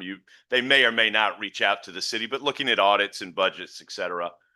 And the last rating change from them was in 2018. Years ago, the city did have a rating from Moody's that has been withdrawn, but we've been discussing with staff reestablishing that rating. There's no particular hurry to do that. There's a process to go about that. It's usually a 2-step process where you go to them, you can get a confidential rating, and then you can choose to make that a public rating depending on the outcome. And it really isn't critical to do that in and of itself, but certainly wouldn't be something we would need to do until we're in a mode where we want to go to the bond market and issue bonds. We could certainly do it sooner, and we've discussed doing that with staff. So I think more to come on the potential of reestablishing the Moody's rating. Okay. All right, a little bit about how they rate local governments. And on the left-hand side, this is an example of a scorecard. The rating agencies have all evolved to sort of a scorecard methodology that is very data-driven, quantitative. They're looking at audits and budgets and census data. And out of that process comes an initial score from the scorecard. And then they, to varying degrees, will take into account more of the subjective qualitative factors into the rating to come up with a final rating. The scorecard element of it, as an example, they all look at very similar things. They might have slightly different weightings. They might look at slightly different calculations, but it falls into 4 main buckets. Economy, and we're talking about things like income levels, various demographic levels, median family income, things of that nature. Their tax base, your tax base per capita, the economic output of the city or the region. And as you think about those things, in this case, what we're showing you is those things roll up to about 30% of the rating. Those are items you have very low control over in any short period of time, right? You just can't budget higher wealth levels or higher tax levels. Those are longer term initiatives that you have to work towards to improve or achieve. The second item, financial performance. So what we're taking into consideration there is how you budget how you perform relative to budget, your fund balance and reserve levels. And you do have more control over that, right? And that's, in this example, that's worth about 30% of the rating. So I would highlight that as an elected body with staff, you do have some more direct control over that financial performance component of the rating matrix.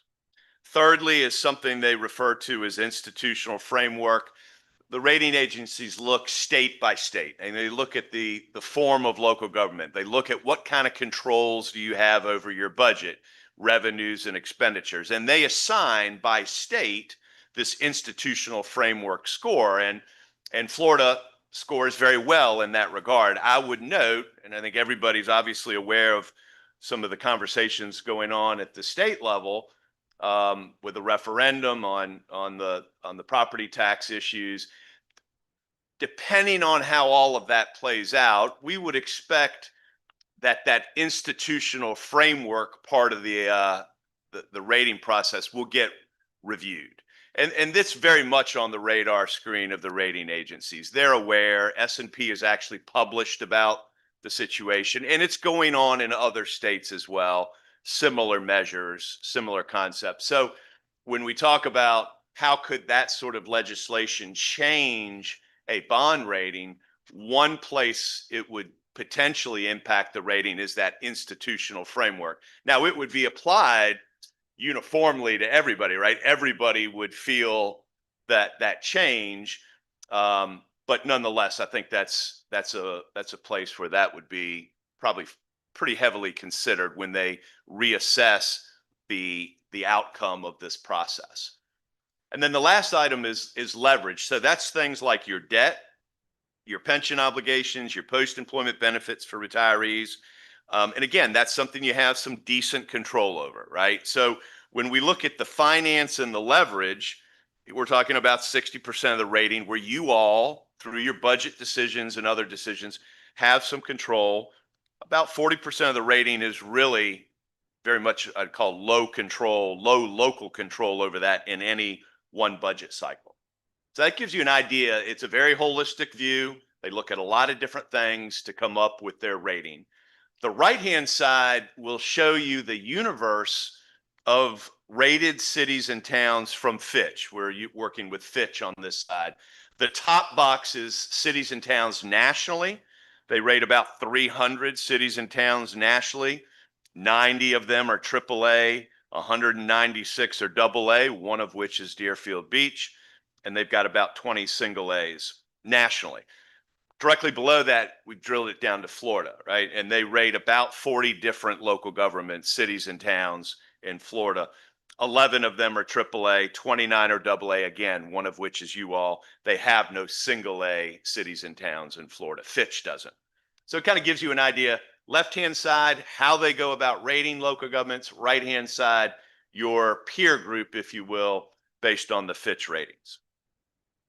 Okay? Couple takeaways. I've really covered a decent amount of this, but on page 5, a couple things that I think are important. Strong investment grade ratings, that correlates to, ready access to capital when you need it, i.e. the ability to go out and issue debt at cost-effective rates with a broad investor demand, ready access. Continuing to look at yourselves as it relates to those other rating peers, whether they're the AA's or the AAA's, will help you understand further your strengths, your challenges from a rating perspective. What can you manage to try to improve that rating if that's a goal that you have? I do think there are opportunities going forward to see an improvement in that rating. It may not happen overnight, but I do think there's opportunities, and doing peer comparisons to see how you compare to other rated communities, higher rated, can really help isolate those areas where you can focus. And then I've already mentioned the possibility of reestablishing the Moody's rating. All right, any questions there? All right, we'll go into debt, and we're purposely calling this tax-supported debt. For this section, nothing about utilities, nothing about water sewer. We do cover that in a moment. So tax-supported debt. Debt outstanding On the left-hand side, bottom left, is about $72 million of debt. And that debt has been issued over the years, not all at once, obviously. You can see that there are three types of debt you have outstanding, commonly used and often referred to as covenant bonds, covenant to budget and appropriate. You've got about $61 million of that debt outstanding. Again, a very commonly used mechanism for debt. Is not subject to referendum. It's subject, obviously, to commission approval, et cetera, but it doesn't require a referendum. And we do have one of those in the works as we speak for vehicle financing. So that's not reflected here. This is as of the close of the last fiscal year. But we will be coming back to you all as the summer goes on for additional debt discussion. General obligation bond, that is subject to referendum, obviously, about 7.5 million. CFO had mentioned earlier that debt's paying off over the next couple of years. And then you have some capital leases of about 4.2 million. So all in 72, round up $73 million of debt outstanding. You can see graphically by fiscal year, the payment, principal versus interest. It's basically level for the next few years. Then you got a nice step down. That's going to create an opportunity as you get into your capital program. If you need to fund projects with debt, that drop in the debt will provide some relief and allow you to bring on some amount of additional debt and minimize the financial impact of doing that. The right-hand side, you can see by year, principal, interest, and total payment down to the penny. Everything is fixed rate. These various bond issues have different prepayment provisions. We work with staff to identify those, keep tabs on those so that we are in a position to take advantage of refinancing debt for savings if that market presents itself. And you can see under the principal column, you all are amortizing every year $5 to $6 million a year of principal. And it's a fairly rapid payback of debt. Okay? So that's where we're starting from with the tax-supported debt. Next slide, it's a little busy, and I'll try to kind of walk you through it. Starting on the left, these are some key debt ratios, and the one on the left is also a debt policy that you have. And what it's measuring is, we call it debt to assessed value. So the amount of debt outstanding, that's $72 million of debt as a percent of your tax base. Your policy says we don't want to go above 2%, right? Lower is better. The red line is your policy. The green bars there is your actual calculation. So when we do the math, debt to assessed value, your ratio down there is about 0.57, 0.5%, right? So you're well below your 2% policy. Again, lower is better. And when you look at that top graph on the left, there's a box, and what we're saying there is within that policy, there is debt capacity. And debt capacity is one of two important concepts we'll discuss, right? The ability to take on some amount of new debt and still be in compliance with that policy. And you have real capacity within that policy, not unlimited, but there is real capacity.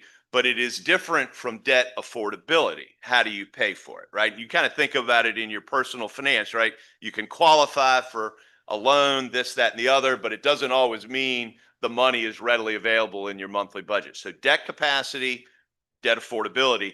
This page is about capacity, and you all have debt capacity. Having conversations about your capital plan that might require debt, very reasonable conversation. You're not an over-leveraged community. When you look at the bottom of the left-hand side, you're going to see Deerfield Beach in gold, right? That's your 0.5% measure for this ratio. And then you're going to see those green bars, which are those rated cities and towns nationally and within Florida. And on this chart, having your gold bar further to the left is better. And you kind of eyeball that blue dotted line. I mean, you line up pretty nicely to AA and AAA rated cities and towns in Florida and nationally, right? So it's another point that we would make is Your debt profile is solid. It's not a, you're not an over leveraged community. And whether we're measuring it against your own policy at the top or relative to other highly rated local governments, capacity exists. And it's the same story on the right-hand side. In that case, what we're measuring is your debt service versus your budget. Essentially, how much of your budget every year is going to debt service. And it's about 6.5%. And while you don't have a formal policy for that at this point, an accepted range is often for a policy, 15 to 20%. That would establish an upper limit. Lower is better. You're sitting at about 6.5%. So I think you can take the same takeaways is that within that particular measure, and when you compare yourselves to that cohort of highly rated cities and towns, you're in fine shape there and capacity exists. So going into the CIP discussion after the break, I'm sure there will be discussions about how to use debt to help fund some of those projects. Very reasonable conversation, right? You're not an over leveraged community. Where we're going to want to focus our efforts with that CIP and developing the funding plan is the affordability. Where the dollar's going to come from when that debt is issued, and we'll address that with staff here in a moment. Any questions on that? I know there's a lot of things on that slide. Yes, sir. Thank you very much. I actually have a question on page 7, which the slide 7, the one earlier. I'm looking at the interest in 26, 27, and then 28. You're at 3 million, then you jump up to 4 million, then you're down to 2 million. Can you kind of explain what that little blip is for me?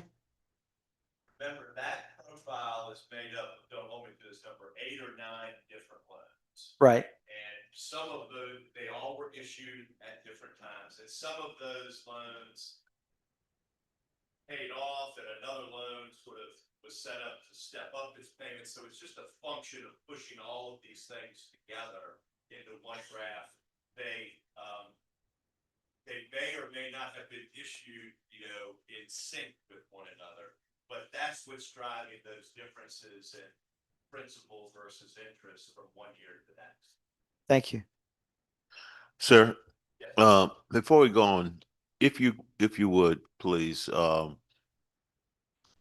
explain to the people behind me in about 3 bullets, what is AAA? What does it mean to the city? And more importantly, what does it mean to their everyday life? Sure. So AAA would be from these independent bond rating agencies. It would be the highest, call it the highest credit score that you could achieve, right? They are, this is what they do for a living. They rate local governments. When the city goes to borrow money, investors look at the bond ratings, and that is a function of the risk associated with your bonds. So if you're AAA, the risk of default on the bonds is very low. If you're single A, the risk of default on the bonds is higher. So investors use those ratings to help make decisions about investing in bonds. So the higher the bond rating, the lower risk of default from the perspective of the rating agencies. This is a safe investment versus an investment in a lower rated bond. So that helps drive demand for your debt in your bonds. What does it mean to the city or to citizens? It means you can borrow money, all things being equal, a little bit cheaper than you could if your rating was lower. Now, we're not talking about huge orders of magnitude. A AAA rated city versus a AA rated city, hypothetically, that might be the difference between borrowing at 4% and 4.2%. It's not nothing, but it's not 4% to 5%, right? So it drives down the interest rate when you go out to issue debt when you have a higher rating. That makes whatever you're financing more affordable and takes pressure off the budget. Is it safe to say that there would be a cost saving to our residents as an example? Yes. Okay. Yes. So there's more money in their pocket. Yes. Bottom line. There's more money in their pocket. you can do more with the same dollars, however you'd like to look at it. Yes. Thank you. I have a question. I'm a little confused. Right? Our budget is increasing 10% from 386 million to 426 million. That's a 10% increase. Our personnel costs are increasing from 40.3 to 65.4. That's a 62% increase. So 10% increase in the budget, 62% increase in personnel costs. My question to you, will any of that debt be passed over to constituents at all? Do you foresee that? I mean, I'm just, the logistics, how could we be increasing the costs and that debt won't be passed to the constituents? Well, the fact that the budgets are going higher, I don't think that's a function of debt, right? You can see your debt is relatively flat. So I don't think in the near term that's necessarily driving all of those increases in your budget. There may be some incremental new debt payments in fiscal 27 because of the financing we're going to do, but that's not accounting for those gross dollars of budget growth that you mentioned. I may need staff to jump in on that part of it. Yeah, he's talking more about our capacity as a city, but what you're referring to is more on what the operational expenses are, which are not impacted by this. In fact, our debt millage rate continues to go down. And once we finally analyze what we just received from the county, it's more than likely to go down just a smidgen more. But that debt millage rate that you see that's there, the 6.0018 is our base, and then the debt millage rate, which are the other two GEO bonds, that's not, those will continue to go down. We expect to continue to go down over time. My next question is, we have $32 million in reserve. It's called the Hurricane Disaster Reserve, $32 million. Took a long time for us to get that. Will this affect at all with the borrowing and the leasing that we're doing? Will that affect that 32 million? Will we have to delve into that at all? No.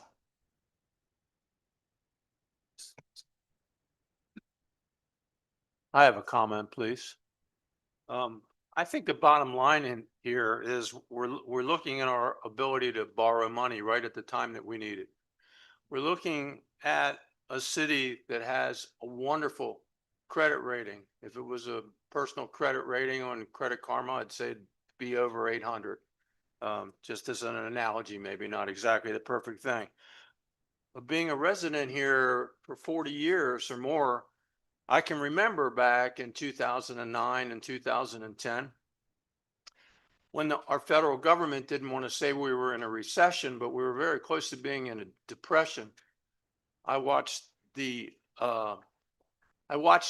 price of my home go down considerably, and all my neighbors. I saw a lot of my neighbors disappear that bought houses for $300,000 or $400,000 that were suddenly worth 175 or 180,000. They said, "Oh, we'll just let the bank take it and walk away." They didn't realize that after their house was sold, that they were going to be sued by their mortgage company for maybe $100,000 or more to recoup that money. And for retirees here in Century Village and for our senior community, interest rates for the first time in history dropped to zero. So you couldn't even make any money on the money that you saved. In fact, you were going through your principal. And if you thought you were going to make any money in the stock market, that wasn't available either. If you were going to make money in real estate, you would already have to have money and buy it at historic lows and really take a chance. Because, you know, when things are negative, people don't know how long they're going to be negative and when it's going to come back up. So I receive a comfort here, and our residents should receive a comfort here that we have a good credit rating at this time in the history of this city, where we're building our own police and fire department. And I have confidence that with this credit rating, we don't have to go to a referendum. to get another GO bond that we'll own for 20 years that we're close to paying off. This should make the residents feel good. And our projections do show that after we build our department, we won't be double paying, which is paying money or borrowing money to build a department while we're still paying for BSO. We're going to have that time. We're in about 2.5 or 3 years where we won't be paying for our services to BSO. We'll just be maintaining our police department. So I feel good about this. People can talk about this number and that number and everything else, but right now what we're focused on is we're focused on our credit rating. And this is the best I think I've ever seen it since I've lived here. It should make the city and the residents feel really good about where we are financially right now. And that's all I have to say. Thank you. Okay.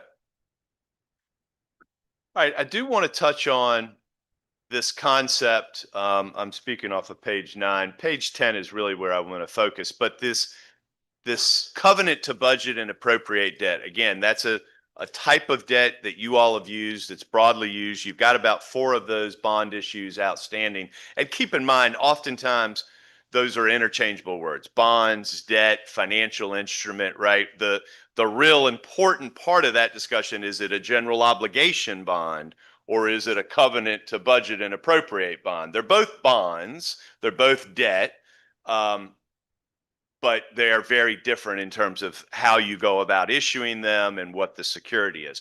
This is about the the covenant debt, the non-ad valorem debt. You've got 4 of those bonds outstanding.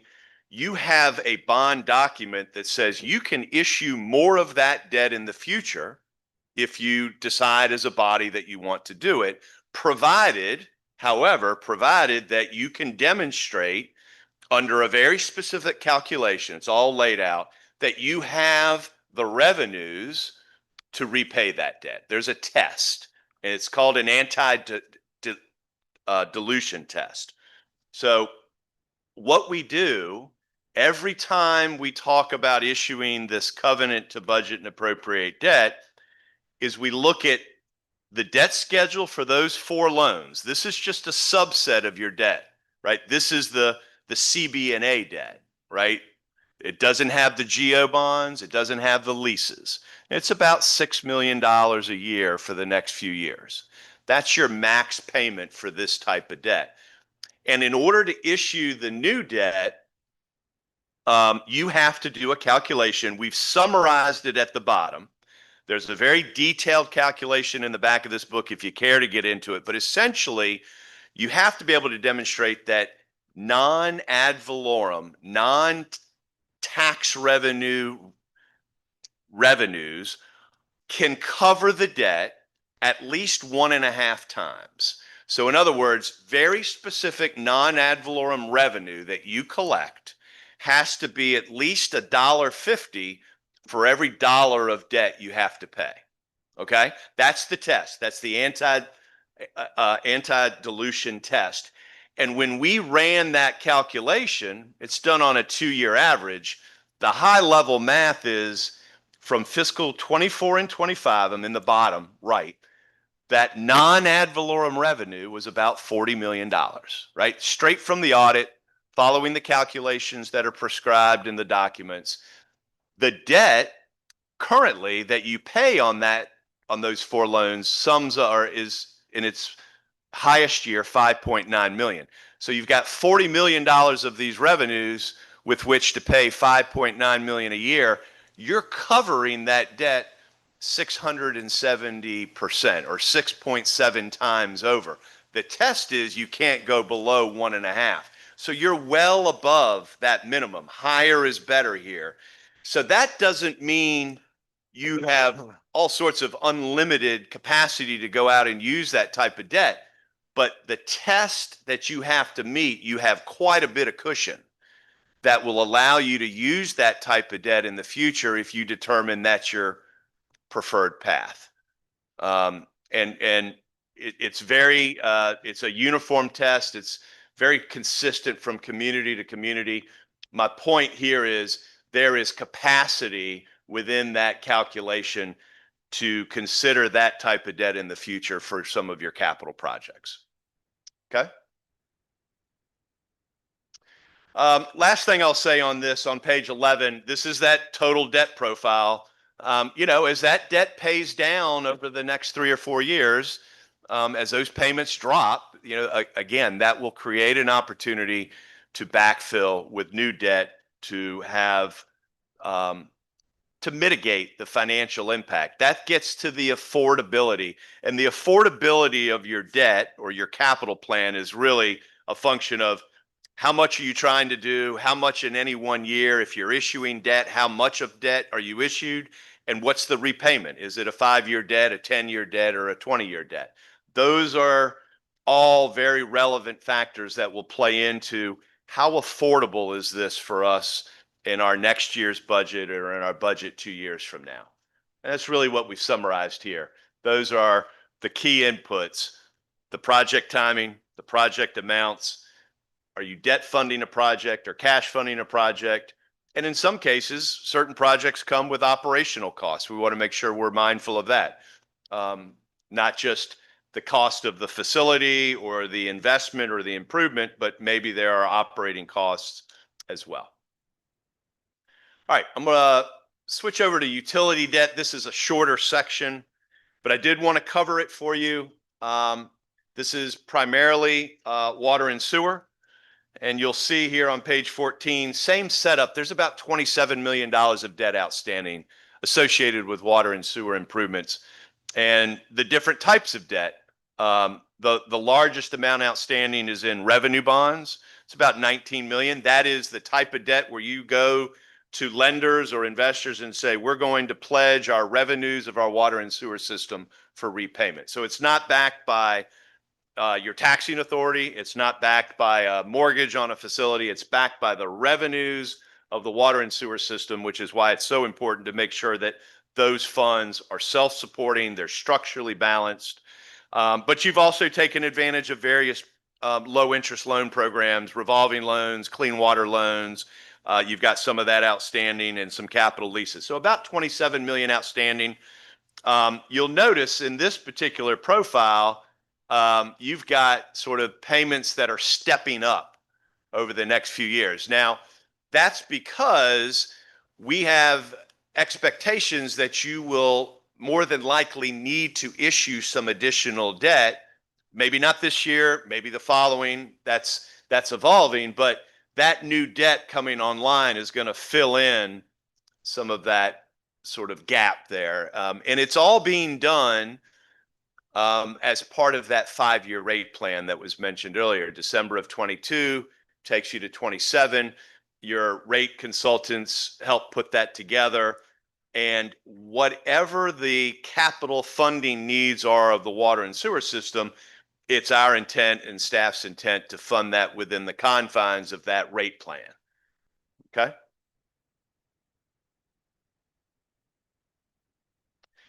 Real quickly on this slide on page 15 on the left, it talks a little bit about how the rating agencies go about rating utility systems, right? They look at different things than they do when they're rating a city, for example. So they look at your system characteristics, your asset condition. Are you staying up on repair and maintenance, the useful life of your assets, the service area, the wealth levels, how much is the bill as a percent of, income, different measures like that, right? So they want to understand the dynamic of the service area for the water and sewer system. In this case, it's the city.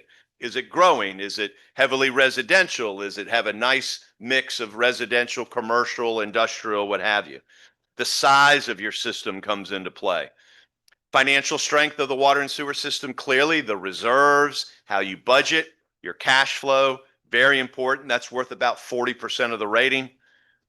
Management type concepts, your capital planning, your compliance with regulatory requirements, succession planning, things of that nature.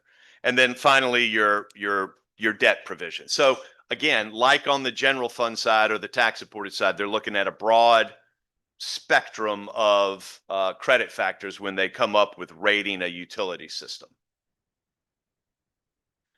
basically, that's the takeaway here on these observations on page 16. At the bottom, I think importantly, we've been in discussions with staff about revisiting the rate plan with the rates consultant. I think that's going to be important to do as the capital plan is coming together. Revisit that rate plan. Make sure we understand as we're talking about funding capital needs of the water and sewer system, what kind of revenue requirements will be needed to help maintain the financial stability of that fund. So that there will be more coming back to you all in the coming months about the funding plan for the utility CIP. And then lastly, just a very broad conversation about capital planning. You all have a process in place, and you follow a lot of the best practices, right? Some of the hallmarks of a good capital plan is that it's based on real capital needs, not a wish list. That not only are you identifying the projects, but you're also identifying where's the money coming from. Is it going to be cash funded? Is it going to be debt funded? Is it going to be funded from utility reserves? So you're balanced, not just the needs, but also the funding sources. Coming back to you all, going through the process with staff, coming back to you all on a regular basis, and that the CIP itself, but also the funding plan is adopted by the commission. All of those things you do, just thought it was important to hit on those. Lastly, to the extent there's any interest in getting a little more detail out there about the different types of debt, we've put a very simple chart together. I've covered a lot of this. That top section is this capital improvement revenue bonds, or the covenant to budget and appropriate bonds. That's a type of debt, obviously. And you can see some of the details about what is the security of that debt and some other considerations. Then you have revenue bonds. Typically, those are used for water and sewer purposes. Very specific process for going out and issuing revenue bonds. Third in line, we have general obligation debt, was alluded to earlier, goes through voter referendum and would be tied to a specific millage rate. And then obviously non-debt sources of funding, whether it's grants or what we call PAYGO, which is just cash funding rather than debt funding. And I think this is the last slide. This is just giving you a high-level overview of once you determine the type of debt that you think is appropriate for a project that you want to pursue, then the question is, how do we go about issuing that debt? And we've got 4 very broad categories here, most all of which you've done. Very common to go and place that debt with banks. So you have one lender, right? One borrower, one lender. Direct bank loan, we call it. Secondly, you can go to the public bond markets where you're putting your bonds out through an underwriting. That's where the bond rating becomes very important, and you're selling those bonds to any number of investors, whether it's individuals or companies like insurance companies and the like that buy municipal debt. So direct bank loan, you're basically borrowing or selling a bond to one lender. Public sale, you're accessing a much broader universe of investors or lenders. Federal programs like USDA, often for utility purposes, and then state-specific programs, and you all have taken advantage of those in the past as well. So this is about how you actually sell the debt or place the debt versus the prior slide was what type of debt is most appropriate for your project. And this is the wrap-up slide. I think CIP's on the agenda after the break, and from that, what we would typically see is how do we go about funding those projects, year 1, year 2, year 3, and provide you all not only the information so that you can prioritize projects based on the need and what the services that it's providing, but you can also understand what the financial implications are and what you might need to be prepared to do in future budgets to repay that plan. That's all I had. I have a question. Okay. With the credit options, the capital improvement revenue bonds, it says here it does not require referendum. You mean by, does it require a voter referendum? Because again, I'm going back to, we're looking down the road. I know we had mentioned maybe P3, but looking down the road to get new fire stations, which we need. So I know it had been floated to maybe do a bond on that. So you're saying it does not require a voter referendum? For that specific type of debt, that covenant to budget and appropriate bonds, that does not require a citywide referendum. You all as a commission approve that debt without a referendum. Again, would that include, say, a capital project like new fire stations? It could, absolutely. So basically. That type of debt could be used to fund fire stations, police stations, vehicle purchases, a pretty wide range of things that you might want to finance. Okay, so, all right, so we wouldn't have to go to voter referendum, we just do it our own. Correct. Okay, thank you. I just have a quick question on slide 15. Water and sewer utility credit overview. Do we have a credit rating for the water and sewer utilities? Like we do a bond rating? I was just curious and what it would be. I don't believe that the utility system is rated independently of the city at this time, but it very well could be in the future. And I'd like to double check that, but the revenue bond type of debt that you would issue for water and sewer improvements, again, could go to a bank. We've done that before and no rating is required, or it could go into the bond market. And if we did that, you would have, in theory, you would have your tax supported bond rating that we talked about at the very beginning, and you could have a separate series of bond ratings for your water and sewer revenue bonds.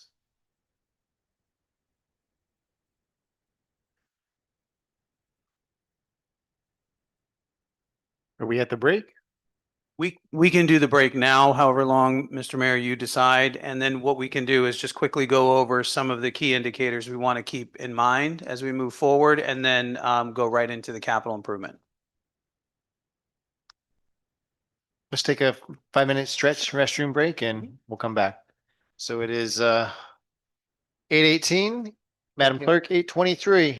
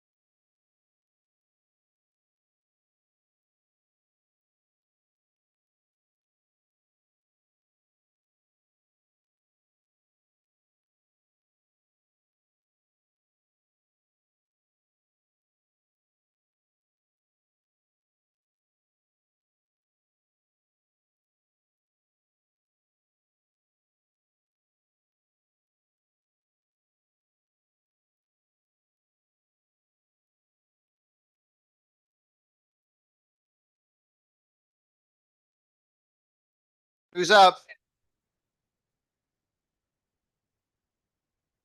Part 3, 5-year capital improvement plan.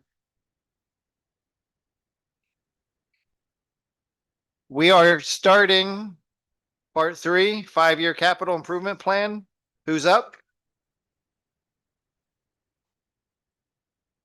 We're going to go ahead. We did have some items to monitor, which were actually the end of the last part, which we're going to go over very quickly. It's just some of the things that the city staff is keeping in mind as we prepared this budget, but also as we continue in the future to monitor the budget, but also to prepare subsequent year's budget as well. I think we're missing one. Is it all right to continue? Yes. Okay. He's coming.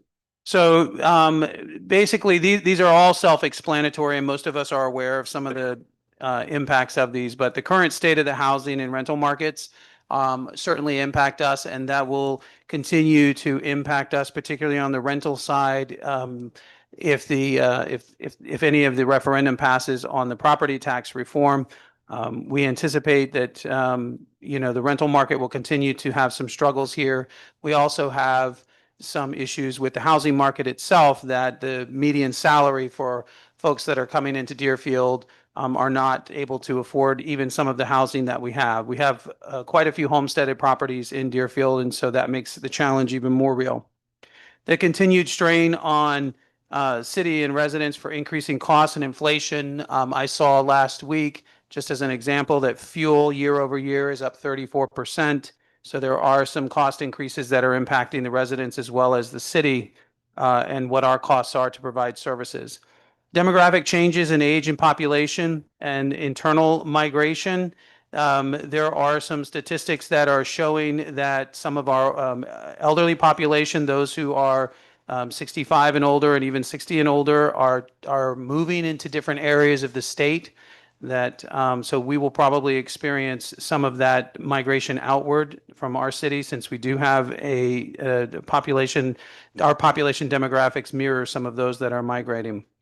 The property tax amendment, of course, that is on everybody's mind, at least, and for educational purposes, I would tell you right now, people, if they're homesteaded, typically have a 50% exemption.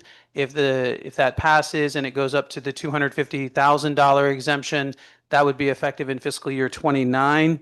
By that time, it would be a 16% impact on our budget, on our tax collection part of the budget, not the total budget, and roughly about $12 million. So if you look at it from the perspective of the homeowner, from what they actually pay to the city of Deerfield Beach in taxes to Deerfield, the $100,000 exemption works out to about $600 a year savings, and the $250,000 exemption would work out to a maximum of about $1,200 a year savings.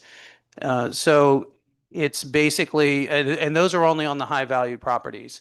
Our median home price is just above $250,000. So a lot of our homesteaded properties already are not paying substantial amounts into that. The higher property values that we have, it's important to realize that their savings isn't on all of the taxes that they're paying to the city, but it is based on the $250,000 exemption. So that's where the amounts come from. So $100 a month, $50 a month, or $100 a month in fiscal year 28, and then in fiscal year 29. The possible reduction in services from Broward County is also possible. Broward County relies a lot on their taxes. A large percentage of their budget is based on property taxes, and their services that they're able to provide to our residents and to residents throughout the county will be impacted as well. The FEMA uncertainty continues. The last that we've heard is that FEMA is going to sort of decentralize and leave that up to the states to decide more about how FEMA is allocated throughout the states, but it will go down to the state level and not so much at the federal level. That's the latest that we've heard about how FEMA is reorganizing.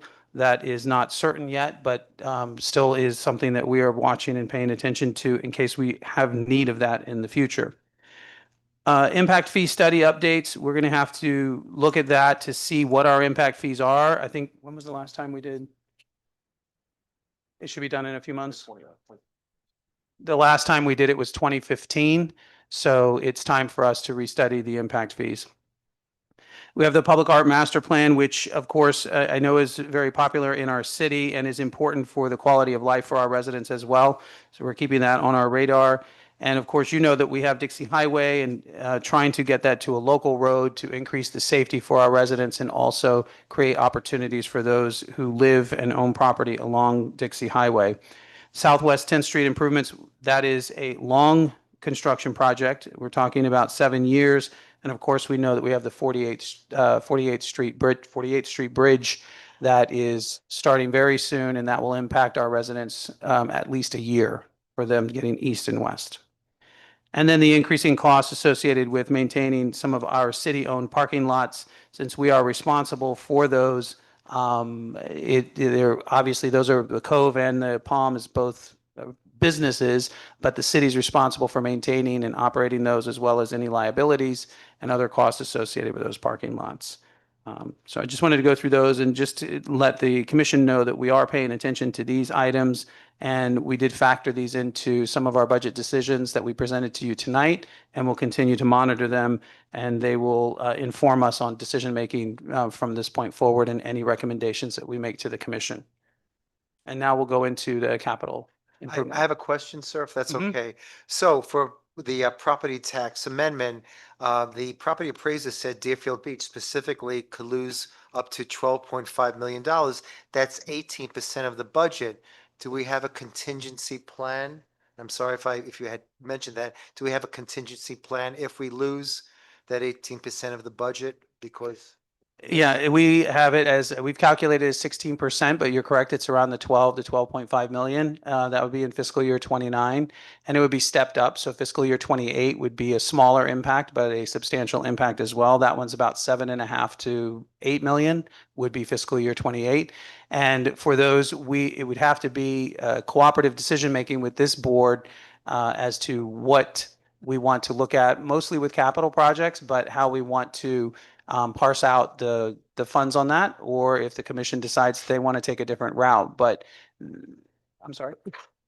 Yeah, and with the other considerations, when you're looking at service fees for people that are using something and paying for something, that is a consideration too that we would recommend to this commission to consider, is that putting the burden of all of the taxpayers to pay for services for some is a bit of a challenge, and we would recommend that some of those service fees be looked at again so that those who are using those services pay for those services instead of all of the taxpayers paying for them. okay, so would we possibly increase not only the service fees, but also say sales tax if we lose that 18%? Is that something we'd look at? We don't control the sales tax. Okay, all right. My other question concerning FEMA, uncertainty continues. I understand that could be taken away at any time. Like I had mentioned before, we have a $32 million hurricane reserve. If we lose FEMA or it's drastically reduced, and again, that's hurricane disaster preparedness, especially we're a seacoast city, would we dip into that $32 million? Are we planning to add to it right now? Is there any plan to add to it? What's the situation with that? Those funds are for emergencies. If there's something that we need to take care of, whether or not we get reimbursed from FEMA, that's a different consideration. I mean, we have the responsibility to protect the property and the citizens. So if we have to dip into those funds to protect them in the case of a natural disaster, that's absolutely what we would do, and certainly seek the reimbursement from FEMA. But past experience will tell you that FEMA reimbursements can take years to get. We understand that, but we're hoping that with the changes that they're proposing, if they go to the state level, perhaps that will increase the availability of the funds and perhaps shorten the time frame from cities getting those revenues back. So I know last year at the budget hearing, you're very proud, say, hey, we're way ahead with the $32 million. We're way above what the standard is. I think the standard is 10%. Are we going to try to add to it, or are we going to make sure we keep it stable? We continue to try to add to all of those funds to keep them up with our current budget, so that as the budget goes year from year, we want to increase those to stay up to par with the costs that would be associated with any kind of repairs. So it wouldn't make sense for us to have the same dollars that you would have, say, in 2010, when the price of construction and labor and everything else has gone up so significantly. So incrementally, yes, we will continue to try to increase those. Okay. In terms of the Public Art Master Program, I know at the last CRA meeting, we were talking about branding the S-curve. And I know a lot of that money is with CRA, but would this fall under Public Arts Master to use artists to try to rebrand the S-curve in the island? The Public Art Master Plan's purpose is to identify locations for art throughout the city. Okay. So the CRA is a portion of that, and obviously the beach community is a portion of that. But the CRA is a separate funding source, whereas the Public Art Master Plan will seek a funding source that for the commission to approve in order to fund public art. Okay, thank you. Okay. Is that the right one? Great. Okay. So I will spend a brief moment here regarding capital projects. There are 6 separate funds that we pull from regarding capital projects in the city. The general fund is the one we tend to spend the most attention to because that are decisions made by the commission related to our general revenue sources, whereas the other funds all come from a specific source. I'm happy to spend any time in discussion on any of the projects in front of you, but I will sort of highlight as we go through. The one I'd like to highlight first, however, is not on this list. We were just informed yesterday that the Air Pavilion basketball court at Avita McKeithen was not vetoed in the governor's amendment. So that is currently in our FY28 budget. That will be moved into FY27. So you'll see that in September as an item in FY27. That is about a $450,000. I'm sorry, as a $450,000 grant given to us from the state for that project. Some other items to highlight is we are redoing our ball fields at the middle school park. The Southeast 15th Bridge is ready for the improvements. We also did receive a $850,000 grant for that project. Some other highlights here is Constitution Park Community Center and the Cultural Performance Arts Center. Both of those amounts are little in this next year because those are planning projects. The intention is to design a new facility at Constitution Park to have a project before you for approval this year, and then in FY28 the potential build. And the Cultural and Performance Arts Center, for lack of a better name, is the Deerfield Elementary Performance Center, the original school, which is a theater, and looking to partner with the school board and trying to create a way for us to bring that forward as a local theater. So this year would be, if we are able to work with the school board, would be a planning and design process this year to ensure we're updated for ADA capacities, things of that nature. And then the next year, making physical improvements. Also want to highlight the Front Street Collective, which is something that we're going to be doing this next year. Many of you were part of the public involvement that we did this last year for the Dixie Highway area. We are looking to sort of rebrand our portion of Dixie Highway as something called Front Street, and looking to how we can utilize branding opportunities this next year to highlight that effort as we move on to future years with major improvements to Dixie Highway. And then finally, a couple other highlights. Mayor Howard Park, this year would be about $300,000, whereas in FY28, you see an increase of $5 million, and that would be related to the potential project at the 1045. And then also the Avita McKeithen complex parking lot. A lot of us have been to Tigner Center recently for events and found that there's not enough parking. So we need to create additional parking over there, not just for events at Tigner, but for football games and other types of games. So this number will again increase for general fund because of the ball field. I'm sorry, because of the basketball courts, but that is related to the general fund. And then moving on to a few other projects for utilities. The largest amount that you're going to see in this particular project is what's called the construction manager at risk, which is this, or we refer to as CMAR. Last year, and I'm sure you all remember last year when I spoke about this, but we discussed that there are multiple small projects in our water plant, in our utilities department. And when we go out for procurement bid for those, we don't receive what we feel is a good price because the projects are small and we're not getting enough procurement activity. So looking at bundling these projects into a larger scale development, and what that really comes down to is there's essentially about 24 smaller projects, or about 22 small projects with 2 very large projects, and that large project being the new nano plant. And we've had some conversation in the past about removing our lime softening and creating a nano plant. So this year's budget and next year's budget, if anyone looked at FY28, you see that that is a large number as well. The majority of the number for FY28 is proposed as part of this CMAR project. That is, again, an inclusive package of services that we're looking to have one construction manager do over the course of potentially 2 to 5 years.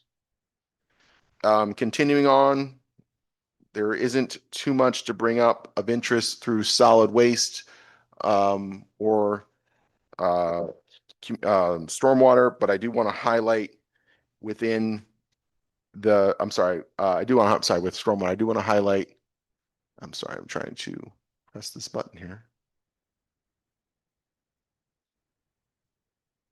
It's doing it. Come on. There we go. 2 roadway projects that are part of our stormwater project.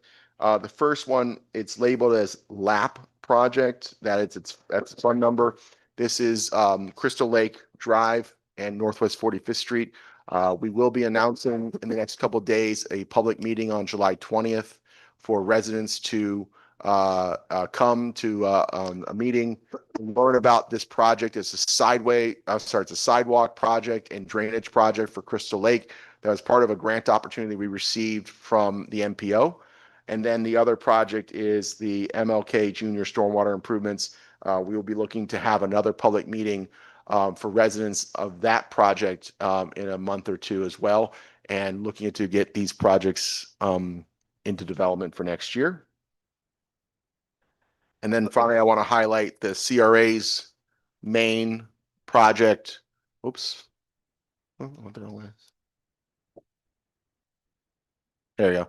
Sorry, highlight the CRA's main project, which is $750,000 related to lighting at the Cove Shops and Plaza. Again, I'm happy to discuss any particular capital projects in detail. Raising my hand. All right. First of all, I'd like to say thank you very much for the beach restrooms and restoration. I mean, the beach is our showcase. I've had a lot of constituents in Century Village that spend their day going to the beach, and they were saying, and this is months prior, that the showers, the bathrooms are really grimy. So thank you very, very much. I mean, that's important. The beach is our showcase. July 4th, we're estimated to have 75,000 people for 4th of July. Got to make sure those restrooms and showers are working well. It really, that's, a great image for the city. So thank you. Number 2, I know when I met with you last week, you had discussed Dixie Highway, which is in District 2, to switch from a state coverage road to a local city coverage road. Could you expound on that a little bit? Sure. So Dixie Highway is owned and maintained by the Florida Department of Transportation, DOT. We are within preliminary talks with DOT to convert our portion of Dixie Highway into a local road. Doing so provides additional control for how we want Dixie Highway to look and feel, including helping with the road safety itself and Vision Zero. But the reality is that Dixie Highway has many little parcels of land that are owned by DOT that are remainder properties from their drainage project over 20 years ago. And because of that, it inhibits the vacant land along Dixie Highway to be developed. So along with the the transfer, if it's successful, there would be a transfer of ownership of those parcels, and then which those vacant lands could become whole. This obviously would be a major decision going before the city commission later this year. We expect to bring to you a resolution to begin negotiations with DOT, but this is a project that will probably be honestly 3 to 4 years in discussion. Okay. So item number 3 that I want to bring up, I want to say thank you very much with Crystal Lake Drive and Northwest 45th Street. I assume from what I read that you want to put sidewalks? Yes. Okay, I want to say thank you very much. You did that last year with Northwest 18th Avenue, also in Crystal Lake. It was a big success. Bottom line is this: kids for decades in that area were being dropped off on the roads or people's lawns, and it wasn't good. So last year, when you put the sidewalks on Northwest 18th, the community, and that's phase 1 community in Crystal Lake, they were very, very pleased. So phase 2, which is Crystal Lake Drive and Northwest 45th Street, I let them know today about this. So they're very, very pleased. So on behalf of them, they're saying thank you for families. There are a lot of families in that area. So thank you. Now, I also want to expound on item number 13, Cultural and Performing Arts Center. When I spoke to you last week, you said that basically you want to take Deerfield Beach Public School Auditorium, which is historically landmark. I think it was built in the 1930s. Right now, it's not being used. It's very old. It's a little safety problem, but you want to redo this and make it into a cultural center? Is that what you're saying? Which I think is a fantastic idea. I just want to bring up that when I discussed that with you, you said the present Broward School Board is sort of holding it. I looked at an article, the Pelican article from 2023, and they said at that point it's being held by the school board. So could you expound on that a little bit? What your goal is? Well, it is school property, It is and school we are property. we are in conversation with the Broward County School Board system over Okay. how the property might be utilized, whether Okay. it remains as the school boards or the cities or some sort of joint venture. We don't know yet, but the intention is to be able to utilize that as a small theater. Small theater to be used for. Concerts, plays, Excellent. school events. Now I want to bring up, we don't have that in Deerfield Beach. We don't really have an amphitheater. When we use the beach, we have to use a temporary stage. So this is excellent. I think there are like 240 seats in that theater. So this is a project that I think is fantastic and something to really pitch for. Is there a negotiation right now with the school board to move that along? Yes, we're talking to them. Yes. Okay, all right, thank you very much. Keep me Absolutely. updated on that. Thank you. First of all, thank you very much for the seawall repair project. I do appreciate that. 2 questions, Northwest Third Avenue, and then was it Fourth Terrace and 40 Northeast 41st? Northeast Third Avenue, I think you're referring to. Northeast Third Avenue, Right. which is where the hospital is. Right. And then also the other area was 40, I think was Northeast 41st and Fourth Terrace. That's where we got those 10 years worth of accidents in that woman's yard. Yeah. Well, yeah, it's along the same thoroughfare. In the Yeah, same area. Yes, Yeah. right. So, I will just tell you, not part of capital project, but, we had a very successful conversation with Broward County Traffic, last week regarding temporary improvements that we're allowed to place onto the roadway now. It's Third, we're talking. Yeah, for Third to Okay. increase safety. So, staff is working on that right now, Oh, and, perfect. we're hoping to move that out very quickly. We are still waiting the funding, from the federal government, but that is already part of one of our capital project systems, so it's already been included. Thank you very much. And the other project, 41st and Fourth Terrace? I believe that's still part of the same Okay. area. It- But It's, yeah, it's part of the same. okay, we're Yeah. trying to get a roundabout there maybe or something. Yes. Okay, Yeah. thank you very Yeah. much. Mhm. Deputy City Manager, just one other thing. Mayo Howard Park. Now, I know you spoke about that a little bit. I know when we had the voter referendum 3 years ago, the developer said they'd be donating $6 million to totally redo that park, right? It was $6 million for that park. I know things have sort of changed in the referendum, sort of different in what we're looking at in the future from you know, the company that they were looking at to maybe making it a city hall plaza. But that's $6 million that was allocated and that was really pitched in that referendum. Will we be getting that to redo the park? So why do we need the 300,000? I'm curious. Well, they're still obligated to do that work, but the current work right now is still design and concept. So we're looking for exactly what services we want for that park and how to move forward with that. But would that be covered with the 6 million that the developer had pledged to give us? If Yeah, I we may, don't wanna wait Deputy, for- Yeah. Deputy City Manager. So under the purchase and sale agreement, it provides for $6 million purchase price and 7.5 million in community contributions. 7.5 million. Yeah, and the Mayo Howard park improvements were a component of the 7.5 million in in the capital Even contributions. more money. So I Alright. just wanted to clarify. I don't know that 6 million was allocated for that I particular. got a park, little, so. when you get older, sometimes No, things are just wanted to backwards. clarify No, the my for the question is, record. no, all right, I'll rephrase that, 7.5 million from the developer. Wouldn't that cover, why do we need the 300,000? Wouldn't that 7.5 million cover it? And when will we be getting it for the park? Yeah. Well, I'll let the city manager's office address that, but I know another component of of one of the projects that we were looking at was the roadway improvements, which is, I think, 3.5 million that they're looking to contribute. Correct. It's not 7.5 million totally for the park. There is part of the park is in that 7.5 million. This particular 300,000 that you're looking at on here is also examining the space as it is. We've had complaints about parking over there. We've had complaints about how the restroom is and other issues that are over there. And we don't want to wait until that contribution hits the bank before we start addressing some of the issues that have already been brought up. Okay, thank you.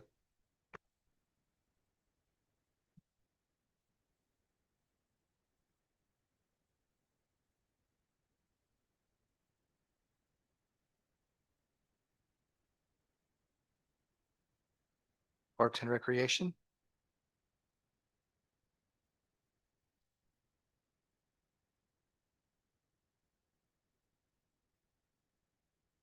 We're trying to manage the clicker, sorry. Here we Up go. one, go back. And now. There you go. There we go. Okay, so under Parks and Recreation, we bring up this particular item tonight because it does lend to a lot of conversation with the commission. And also I know that these events and what the city does in these outreach opportunities are important to this commission and important to administration as well. And so every year we try to present to you what we have spent on these particular items and then what staff is looking to have appropriated for the following year to be able to have these same kinds of events. The total amount that you're looking at on these events is just north of $600,000 per year. And, you know, the numbers that you see in the fiscal year 26-27 request are part of the balanced budget. So, you know, movement in between these events, or if we were to increase any of these events, we would need to take that into consideration. One of the other things that staff has recommended, and we would want the commission to weigh in on this, is that on some of these events, for example, where is one that we have, like Ocean Brews and Blues, which is on the next page. The revenue generated from Ocean Brews and Blues is only 30,000, but we spend 53,000 on that event. So one of the things that staff is recommending is that we adjust on these that we charge fees for to increase them slightly so that we can start to get toward a cost neutral basis on these that are overwhelmingly popular and that we do charge a fee for. An exception to that would be something like the Haunted Arboretum. The whole purpose of charging, I believe it's $5 for the Haunted Arboretum, is to lock in the positions because we have those staggered throughout the day. And we want to make sure that everybody has the opportunity to go for the Haunted Arboretum. So we wouldn't want to increase something like that. But on many of these where we have revenues, staff is committed to seeking sponsorships as well to help offset some of these costs. But we would also want the commission to weigh in on the fees that we charge or the cost for tickets that we charge on some of these to try and make them a little bit more cost neutral. Also, one of the ideas that staff has come up with is to identify what Deerfield Beach might consider as their signature events, and perhaps to have 5 or 6 events that the city takes full ownership of and really wants to highlight the city at those events. And perhaps we invest more resources into those events to make sure that they are our strongest events for the year to really keep Deerfield on the map for those events. Already, they attract a lot of people, but we want to make sure that we're focused on those. And as we consider any kind of changes to the costs of these events, that we look at these particular signature events. The recommended ones were the Fall Festival, Martin Luther King, Juneteenth, Independence Day, Pioneer Day, and Ocean Way holiday. Those events are attended by a variety of our residents, but people from outside our city as well. And we think that they make a good impression on everyone about what our city is about and emphasizing the culture of our city. So those 6 events are ones that staff has come up with to perhaps designate as our signature events, and to advertise them as such and to seek sponsorships as such. And we would like for the commission to weigh in if they think that there's some other configuration that would be more appropriate. The other items that we looked at this year were comparisons of our costs for these events with some of our neighboring cities. And, you know, what we realize is that sometimes people will say, oh, we really liked the Memorial Day celebration at City X, or we really liked the Juneteenth celebration at City Y. And what we noticed by looking at the costs that other cities are paying for those events is those are the events that they're throwing more money in sometimes. So for us to have the best event from every other city around the county or the region, it makes it very difficult, because that's not what the other cities are doing either. They will put substantial amount of money, for example, in, say, a 4th of July, but maybe not in even Veterans Day or some of the other holidays or celebrations that the city does. So we did notice that the amounts that we are spending currently on our special events are either in line or higher than what our neighboring cities are spending on average. So I did want to present that. We have historically used this column called ROI. It's here because it has been asked for in years past. I don't know of its usefulness to this commission. If it is useful, we can keep it. But it's not really a return on investment. It's just showing you how much it costs per person to put this event on. And that is not necessarily a return on investment. That's just simply an indicator of the cost of the program, which you could easily see also from the fiscal year 26-27 request. But it does give you some kind of a gauge with a relative cost per person for each of these events. So it has some value, but I don't know that it should be the determining value of how we necessarily proceed on funding any of these events. This particular year, almost all of the events, there are some increases in them.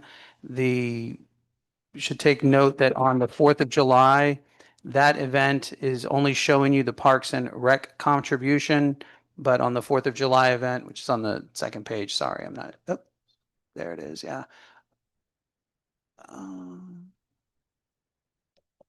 Yeah, the slides are backwards up here, sorry. So like on the 4th of July, Parks and Rec is contributing 23.5, but the actual cost of 4th of July is upwards of 150, 160,000.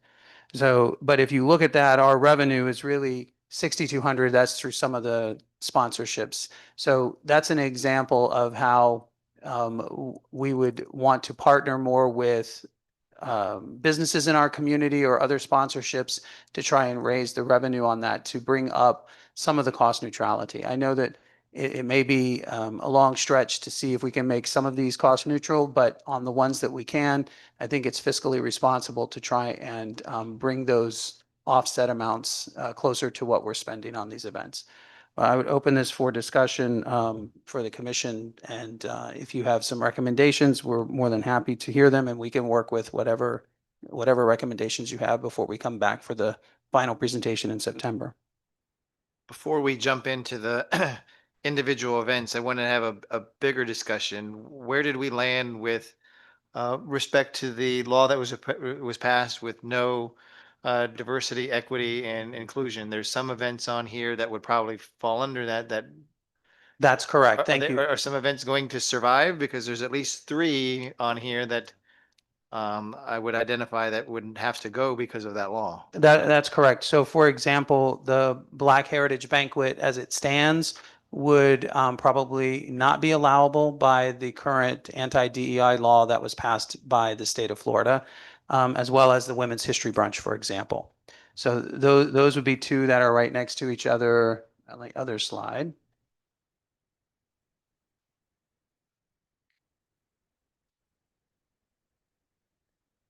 That would likely, those we would not be able to fund as they are. So we don't know if that law is going to be challenged. I imagine it will be, and we don't know what the outcome of that will be. So in the abundance of caution, and if this commission wanted to move in the direction of funding those at some future point, they will not be included as such in the budget unless some challenge has happened by that time. But the funds are there, and that's what we would want to know whether the commission would still be wanting to consider to hold the funding or to appropriate the funding to other events on here. I, for one, would not want to prematurely move the funding, but I think we have to know that there's a distinct possibility that several events on here will likely not happen. That's correct. If the law survives. If the law survives, that's correct. And that law is effective January 1st of 2027. So both the Black Heritage Banquet and the Women's History Brunch fall after that time that law would become effective. And that would also affect advisory boards as well, correct? Correct. Okay. So for example, the African American Heritage Board would be one that would currently not be allowable with the current law, is my understanding. I have a question. The Sip and Stroll, I went there this year, really enjoyed it. It was wonderful. But I missed last year, so I went 2 years ago. And the thing that struck me was it was significantly smaller, especially, I mean, 2 years ago, went around the whole park. Now it was significantly smaller. And I heard through the grapevine that it might even reduce even more, you know, the area for Sip and Stroll. Could you expand that at all? What the plan is? I haven't heard that. I mean, it was significantly smaller from 2 years ago, that I can tell you.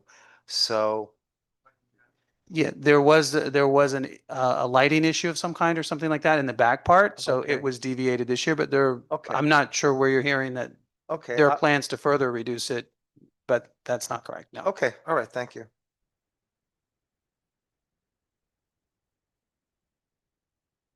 Okay, my turn. Yeah. The first question. So the 6 signature events, they were the Fall Festival. Was it MLK? Is that the one I missed? Correct. MLK, Pioneer Day, Pioneer Day, Juneteenth, Juneteenth, 4th of Independence July. Day, and Ocean Way Holiday. Oh, okay, good. Ocean Way Holiday, if you remember, is over a long period of time. I wanted to make sure that that was included. There are 2 events that aren't city events that are on here. Dunn's Run and Surfers for Autism. I see that we spend money on them. Are those the only 2 events that aren't city events that we spend money on? The Mayor's Chess Challenge we participate in.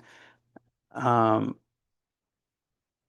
Memorial Day, we partner with the Historical Society. I see. Okay. All right. And the Dunn's Run and what was the other one you mentioned? Commissioner? Surfers for Autism. Surfers for Autism, that's our participation with those groups. And what about Santa on the Sand with BSO? Do we participate? That's not our, we participate only with authorizing the permit. Okay. Okay. I was just curious on that.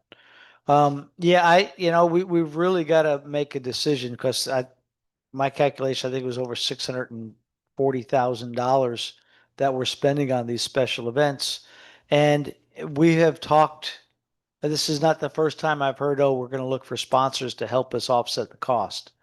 That's gone on for a couple of years, and the proof is in the pudding. These sponsors aren't stepping up because they obviously don't need to, or they're not interested. The other concern I have is of course the attendance. Yeah, and I had mentioned it before, the Fall Festival's a great event. We spend $50,000 on it. 3,500 people show up, which is great, except we've got a city of 90,000 residents. So, I mean, that's 3% of the residents are showing up for that one. I don't know if it's our marketing. I don't know if people just don't care anymore and just want to stay on their phones and their computers and don't want to go out. But I know staff is breaking their back and they're putting on some tremendous events, and it just seems like the participation isn't there. I'm curious to what my, colleagues are thinking as well. But, are we throwing away good money for nothing? I mean, we are, and I've said it 100 times, we're a community, and that's what makes Deerfield Beach different. And these events are one of the things that does that.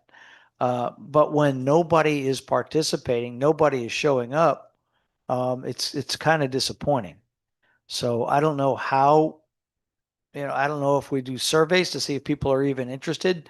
I mean, we've got two parades, and they used to be lined, 2, 3, 4 people deep along these parades, and now basically the MLK one, they're just near the turn when we're going into the Tigner Center, and for the beach, most of the people are just people that just happen to be at the beach as the parade's going by.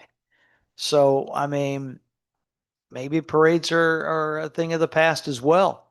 I'm just, we've got to start looking at ways to cut this budget, especially if, property taxes are going away. And this is one of the areas that may be some low hanging fruit. So I'm really interested in what my colleagues have to say. Well, I like to pipe in there if it's okay. I want to specifically target Dunn's Run. Now, I remember when they had Dunn's Run last time, this is something very near and dear to firefighters and first responders, Dunn's Run. One complaint that they had was the marketing. It really wasn't advertised. It was sort of quiet. So, that is something to look at. It wasn't marketed like it really should have been. Dunn's Run, we probably would have had a lot more people than the 1,100. So if that's something that we could look at, better marketing, because nobody really was aware of it. It sort of snuck up on them. So I want to bring that up. And that's a great event because, 2 years ago I had mentioned Dunn's Run, or, it was I think Ryan's the Run. commissioner's thinking of Ryan. Right. Ryan's Run Ryan's Run or was the one where, I wanted to have a lot of vet services out there and all that and really, really boost that up. But I know it's not our event. But that was a real missed opportunity, I think, because you've got all of these vets out there who are running for Ryan. And you've got certain services out there, but I thought we could have really marketed that well. That didn't go off last year. Is that correct? Correct. They did not submit an application. Right. So I don't know what happened with that one. But I mean, you make great points, and I don't know if we pivot and use Dunn's Run for that idea. I don't know if there are a lot of vets that go to the Dunn's Run. But there was another was it Ryan's Run that they ran on the beach actually? Yeah, okay. Sorry, I'm boring you. Now, I want to bring up something if that's okay. And it's probably under Parks and Recreation. I know at the beginning of the year, we were pushing for a parks master plan. In fact, I think all the commissioners did a study of what parks in the area, what is needed for the parks in the area. Now, in my area, in District 3, Tan O'Shanter Golf Course, and I had really fought hard to make that into a park. Now, Tan O'Shanter Golf Course has been non-working since 2004, so it's been sitting there, 22 years. It was originally 100 acres. 50% or 50 acres went for cemetery right in the middle of Crystal Lake, but there's still 50 acres of a quote abandoned golf course.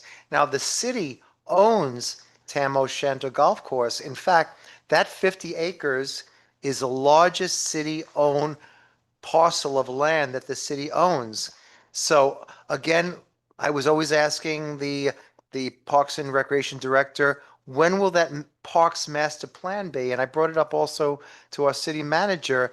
Now it seems to be off the radar. Now remember, Deerfield Beach is known for its beach, known for its parks. So what's happening with that? Are we still moving forward to have a Parks Master Plan and allocating what we can do to make that a reality? I like to see something done in Tam O'Shanter Golf Course. I think that could be a beautiful, fantastic park that could definitely put Deerfield Beach on the map. We'll have the Parks Director, Thank you. can weigh in on the master plan. Okay. Good evening, everybody. With the Parks Master Plan, we're still working with the consultant. We've received initial draft reports from that. Staff has reviewed and gotten a lot of comments back to them. So we will be scheduling a workshop with the commission over the next couple of months, probably to update you all on that and get that finalized.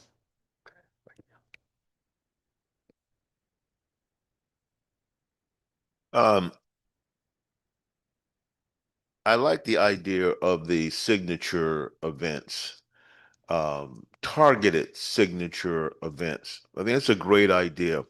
But also, my colleague, we have to listen to what he's saying. I mean, I agree with you, Commissioner.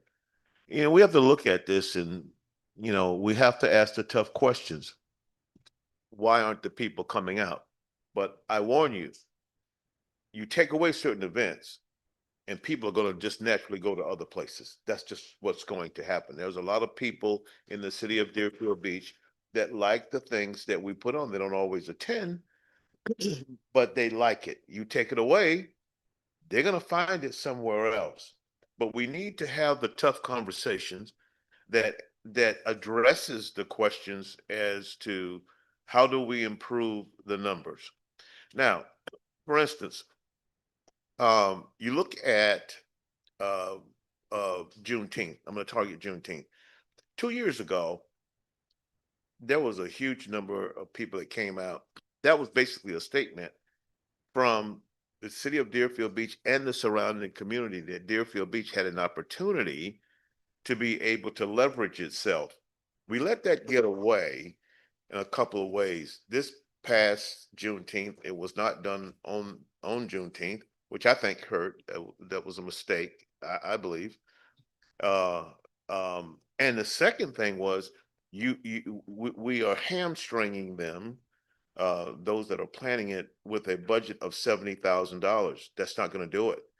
You look at some of the other signature events that we have now, and the investment in the funds is good. If you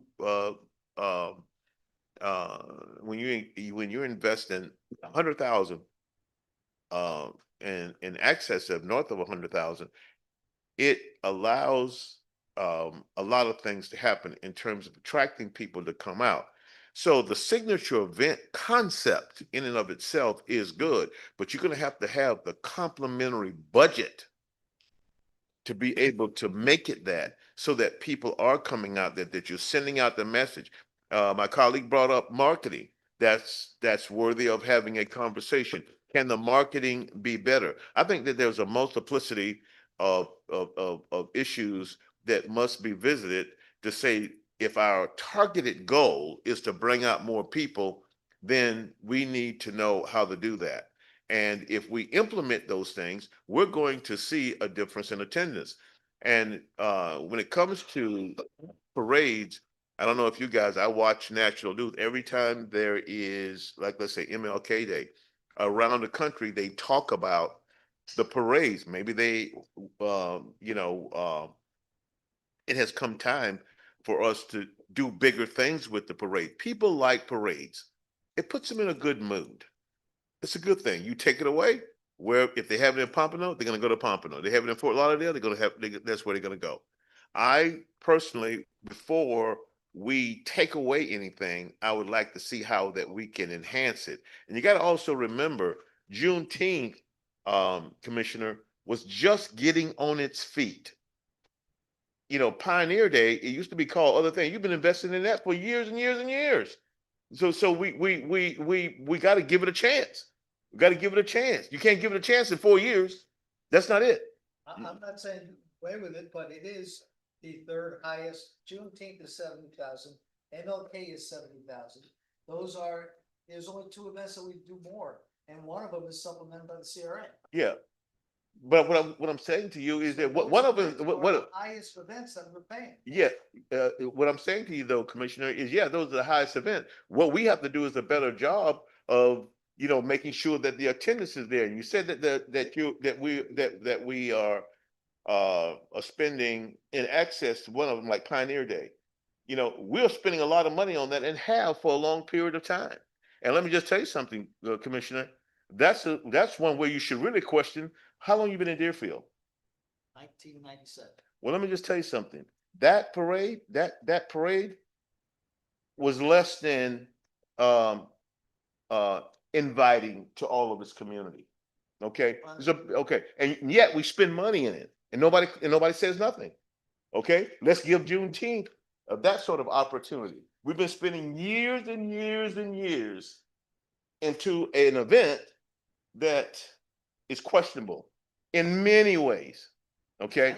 Okay. So my point is in that, Commissioner, is let's give those that 2 years ago, the public spoke and said, you know what, this is a good event. Let's give it a chance. No, I'm not saying take it away, but I'm just saying we need to give it a chance, like we've given Pioneer Day a chance. Invest for a while. You can't do it with $70,000. Can't do it.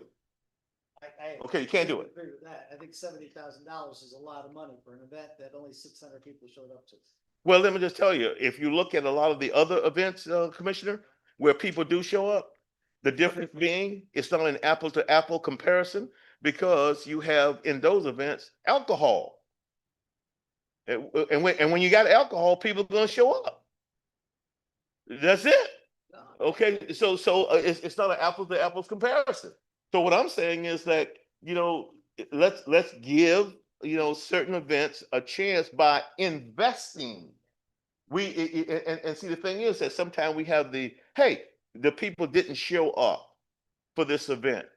And so therefore, let's look at it and maybe we need to subtract some of the funds that we presently are contributing. No, it's quite the contrary. If we want to see it work, sometime like a business that you don't necessarily see your return when you invest, you have to actually, rather than taking money away from that business, invest in it until you're able to get it off the ground. And I would suggest to you that that would probably be the better way to look with a signature event. So I'm just saying to the staff, I like the idea of the signature event. I think it's a great thing. I think what the commissioner is saying is worthy of conversation. We need to have those conversations. But in the end, we need to have an investment in those things to see if they will work. Juneteenth we did it before the federal government did it.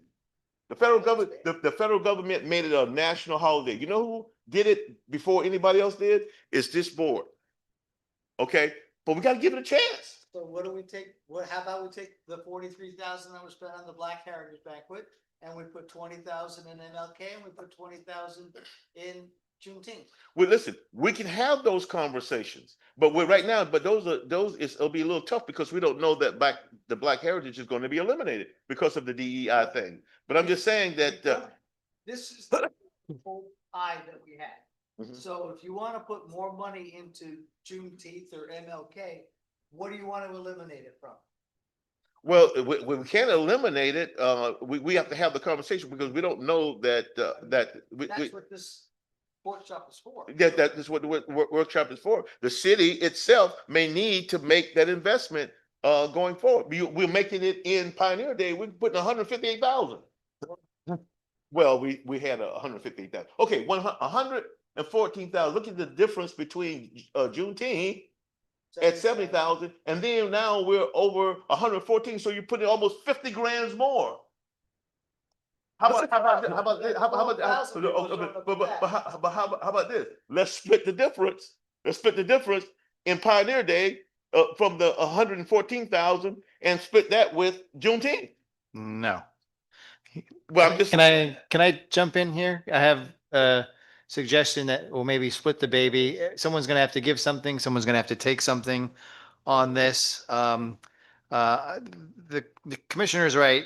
Commissioner Preston is right that we have to give Juneteenth the chance. That this board was the first in Broward County before the national government. The county hasn't even, the county hasn't even recognized it, but the city did first. So we have to give that a chance. Here's the rub. So I agree with Commissioner Preston on that. I also agree with Commissioner Hudak that parades are a fading fashion in the United States. And I did a quick Google search while you guys were going back and forth on my phone. And you can find articles pro, you can find articles against. Seems like there's more articles against parades going forward. I think that because the next slide, which isn't up there, shows what we spend on a parade, $11,408 just for staffing costs. That seems like a lot of money for a short period of time. I would rather take that 11,000 and reinvest it into MLK, no, because we have an MLK parade. Yeah, right. So take away the MLK parade, which I know is going to be controversial, but I think the residents would be better off with that 11,000 invested into the festival and the things that we do at Oviedo McKeithen than having a parade where we just throw candy at them. I think we can get more out of that holiday if we invest it at the actual event. And then the second parade that we have is in Pioneer Days, and Commissioner Hudak is also right that it's mainly just by the time we get to the beach, it's mainly tourists at that part who are also throwing candy at. So I would take the $11,000 from that parade from Pioneer Days and put that into Juneteenth and keep the others the same. I would continue to fund Black Heritage and Women's History until we're absolutely told come after January that we can't have those events. So I would keep those placeholders there. But I would, again, you're gonna have to give something to take something, give up the parades and take the money and reinvest it into those events and really make those events what they are. Candy is great, but there's a lot more meaning behind both of those holidays that we can use with that money instead. You know, I'll tell you, Mayor, that by the time we get to the beach, you're saying that there is a lot of tourists, and I probably believe that, but you don't know that. That's it could be a lot of residents. And the people, they like to see the cars going down. They like the candy tossing. It's a good thing. I don't think that we should take that away, when we do Pioneer Day. You still have the parade. But let me just say this to you, sir. If this board takes away MLK parade, you will divide this city. You will tear it apart. I would advise you do any other thing. Let's talk about conversations and we can have them a long period of time. Don't do that. Don't do that. We're trying desperately to create avenues of communication for our city and for all of its residents. You do that, that will put a gash right down the middle, and I don't know that it will be repaired if you do that. Well, maybe we need a different route then, because there's significant gaps of no people on that parade that doesn't look good. I mean, there's significant. What we need to do is do things to bring the people out. I have had some discussions with the city manager of things that we could do. If certain bands you could bring out. And I'm saying, but you got to invest. If you had FAMU University as a part of our agenda, the streets will be packed. I promise you. Everybody, day parade, FAMU's not going to be here when they could be at every other city. Why not? We can bid just like any other city can. You know, they might come to Deerfield. They might come to Deerfield. We have to try. We have to see what is offered. But if we don't try, we're gonna never ever make those inroads that we need to make. So, Mr. City Manager, I think you have consensus that the 6 signature events are the way to go. I don't And hear- one of the things, and I forgot to ask before, Mr. Mayor, was what staff would like direction from the commission on is to, and notwithstanding any board's recommendations or anything else, but that we celebrate the holidays on the holiday. You know, and not have them on some alternate day. It certainly makes the advertising easier, and you know, people aren't confused that we're celebrating Memorial Day on a different day or Juneteenth on a different day or anything like that, that we're celebrating the day on the day. And so as an example, Boca Raton does not have a Juneteenth celebration. Neither does Davie, neither does Weston. There are a lot of cities that don't even celebrate on that day. So there, you know, for us to kind of, if we can align, and unless there's some other rationale that, you know, staff hasn't thought of yet, but if we can sort of agree that we're going to celebrate the holidays on the holidays, I think that would also help with some of the advertising, the marketing, that sort of thing. Yeah, so I think you have that consensus. I think you have the consensus that the 6 proposed holidays for signature events we agree to. I don't think you're going to find consensus tonight on We can moving work moving on dollars some of the around, other but issues. like- you have 6 weeks to work with us before this comes. And we do have, we do have this 1 mile designation that we do for the parades. And just to give you an idea, Independence Day parade in Washington DC is 1 mile long. So it's not even just a matter of the length of the parade itself. There's also the number of participants. I mean, you know, when you look at something and the parade seems to be going on forever, it's because there are a lot of participants in the parade. The parade's not actually longer, but 1 mile seems to be that. And that typically is about what the costs are. And that's to provide the security, because our roads, you know, our issues are Hillsborough Boulevard is a state road. It's very difficult to control. MLK is a difficult intersection at Hillsborough, Dixie Highway, when we're doing that, the FEC tracks, all of those kinds of things we have to take into account. And, you know, for the deputies that have worked these in the past, that's a big hurdle, but that's why we keep it at 1 mile as well. Plus you have walkers in the parade, and you can't have like a 5 mile parade and people walking 5 miles. They're not gonna last. So we can get back with each of you individually and hopefully present something that's workable.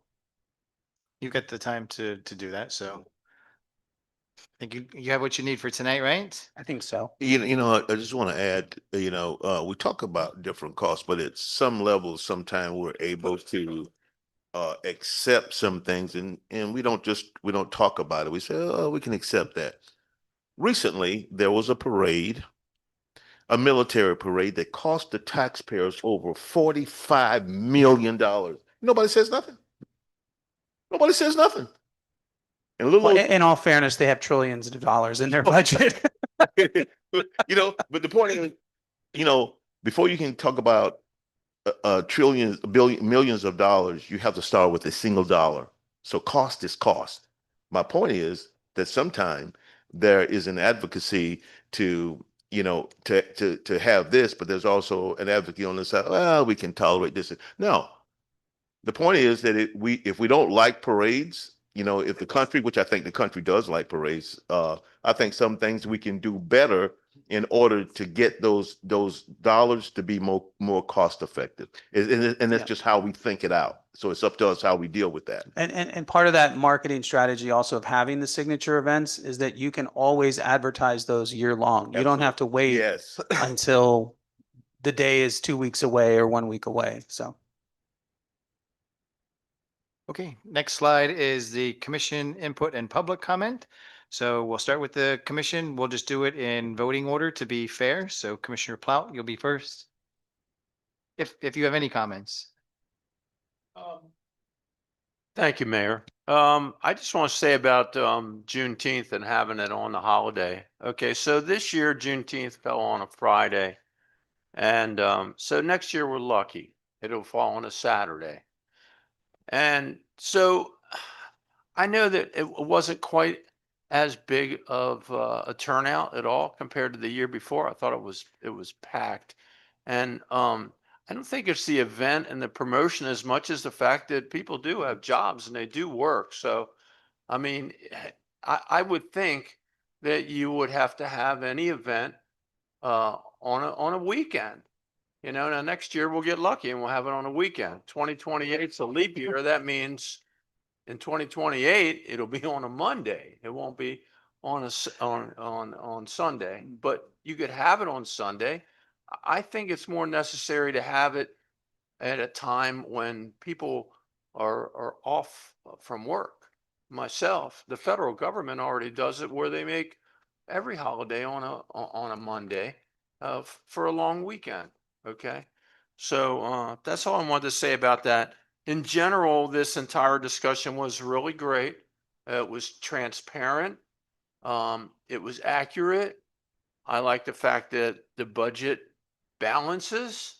And I would advise my colleagues to know that since it is balanced, if you want more money for something, you got to take away from something else. So those are where the tough discussions are going to come in. And it got a little heated tonight about the holidays and things like that and where that money should go. So I think maybe it'll cool down a little bit and we'll figure out what we need to do.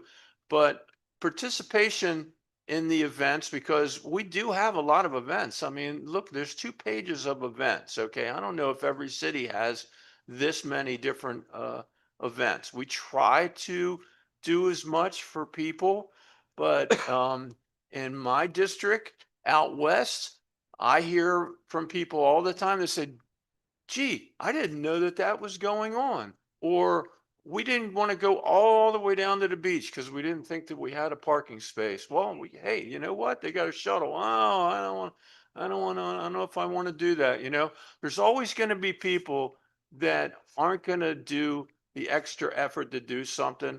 I have 2 daughters. One didn't uses the computer, but she had to have a driver's license at 16 and she was out every night like her dad was.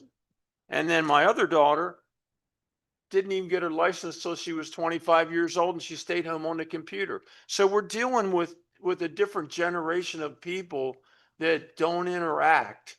And so I don't know if we can always guarantee that just because we change the date or whatever, that we're going to have a turnout like this. But I can promise you that we do have to get more aggressive with having our media department advertise these things. Everybody should get on Buckygram. If the sheriff can send everybody in my district a text message, then why do people have to sign up for Buckygram? Why don't we use whatever system that was and send them a text message about events that we have? So that's all I have to say. Thank you. Commissioner Preston. Thank you, Mayor. Thank you, public. Thank you, colleagues. I think the information that we received tonight is good, that we can start to have some input, and then in the end that we're all driven to do the right thing for our city, for our residents. And in the end, whatever decisions that are made should actually bind us, bring us together rather than ever divide us. And sometimes we don't like to what we have to do to make that happen, but that's what we need to do. And sometimes it's a little bit tough in making those decisions. But in the end, if we have a closer community, we will have a more vibrant community. We will have a more connected community. And when the community is connected and it's vibrant, you're going to see all of the things that we talked about tonight. We have an opportunity here to be special, and I think we should take full advantage of it. Thank you, Mayor. Thank you. Commissioner Shinetsky. Sure. Okay. First of all, I want to bring up last year at this time, and I pushed hard for it and I kept on bringing it up. the click it and fix it. What is click it and fix it? Basically, if there's a pothole, if there's a light outage, basically it's a internet type of thing that person takes a picture, tells what the problem is, gets it over to the city, and this is as fast as possible. I know now, if there's a problem, they contact me. I contact the deputy city manager who responds, but sometimes he has so many other things. So I would like an update on the click it and fix it. Now, last year they said you were allocating $50,000 for this program. Every time I see the IT director, the new IT director, I always ask him, what's happening with click it and fix it? Bottom line, this will get us into the 21st century instead of people coming to the city commission and saying, hey, my lights have been out for a long time, or there's a huge sinkhole in the middle of my street. This way, the city would know about it as fast as possible. Like when we had the flooding with the torrential rain in October of 25. I mean, it took really, there were the houses that I guess were almost flooded with water, and it took till the next day to really respond to it. So I want an update on the click it and fix it program, what's happening with that, and also an update on the emergency management system, especially that we're in hurricane season right now. Please. So we are in the process. We have, it's called CityBot, and it's in testing phase right now with IT, and they're testing it for security purposes and other reasons obviously you're letting people from the outside interface with our servers. So there are some security issues that they're working out, and also some design features on it. So that is still in process of coming forward. Now, when I speak to the IT director, he say we're looking, and I try to tag him on a date. When do you think this will be up and running? He said by the end of the year. Could you give us a fix of when this will be up and running? I think it's very important. No, we have to get the security tests done first, and there's no way to know how long that might take. So as they do the security test, they run into a wall, and then they're going to have to figure out how to fix that wall or get around it. So as soon as those security tests are done and the interface is solid, then we can release it. So it should be by the end of the year. Okay, That's excellent. that seems Because to I be know the case. Boca Raton has that, and other cities have that, and it's effective, very effective. Click it and fix it. The other thing I want to bring up is Deerfield Beach Chamber of Commerce. Now, it was in the last week's Pelican, Pompano Beach. The members of the Greater Pompano Beach Chamber of Commerce, Pompano Beach officials and county officials celebrated the opening of the chamber's new office. So they have a new office for their Pompano Beach Chamber of Commerce. Now, I know that we're under the arm of the Fort Lauderdale Chamber of Commerce, but I know our new economic development director is doing a great job with Deerfield Beach Grows and great seminars on AI. But a lot of my constituents are asking, and in fact, I had a phone call a few days ago, when will the Deerfield Beach Chamber of Commerce be a reality? I think that's very important to get business to work together to really invest in Deerfield Beach. So what's the status of the hopefully soon to be Deerfield Beach Chamber of Commerce? Please. That is something that the commission will have to approve during the budget process. So it's not in this fiscal year's budget. It would be in next year's, it would be in the fiscal year 27, the budget that you have in front of you. But it has to be approved in September before you can launch anything like that. Okay, so we're looking at possibly in 27 to approach it. The fiscal year 27. Okay, all right, I'll hold you to that. Thank you very much. Vice Mayor Hudak. Thank you. First and foremost, when we go through debates up here, we represent the city of Deerfield Beach. And I'm very proud to say that it's never personal. We talk about our different opinions, and when it's over and done, it's over and done, and we move on as gentlemen. And people see that. And that's extremely important because that's the reputation of our city. Previous commissions had a different reputation. So I'm really proud of the gentleman that I serve with. We've got a lot of hard decisions to make over the next 6 weeks. This process, I think, is a great start, and I think we had some good discussions.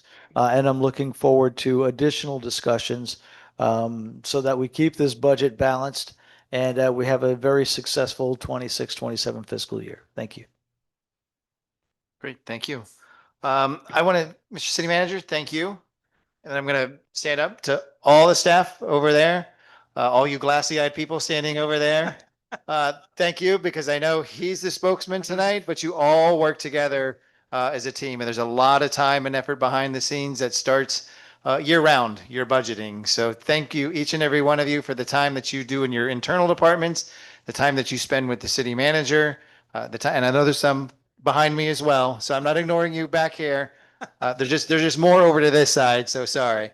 But I know the time that it takes a lot of time for your budgets, plus running the departments on a daily basis. So thank you for doing that. Thank you for sitting through 4 hours of this tonight. But this is just a culmination of all of your hard work. It gives us as the commission a great starting point in the next 6 weeks to work with the city manager and the assistant city manager to finalize this process. But it doesn't go unnoticed of all of your hard work back there as part of this process. He's the mouthpiece tonight, but you're the workers behind it, and thank you very much.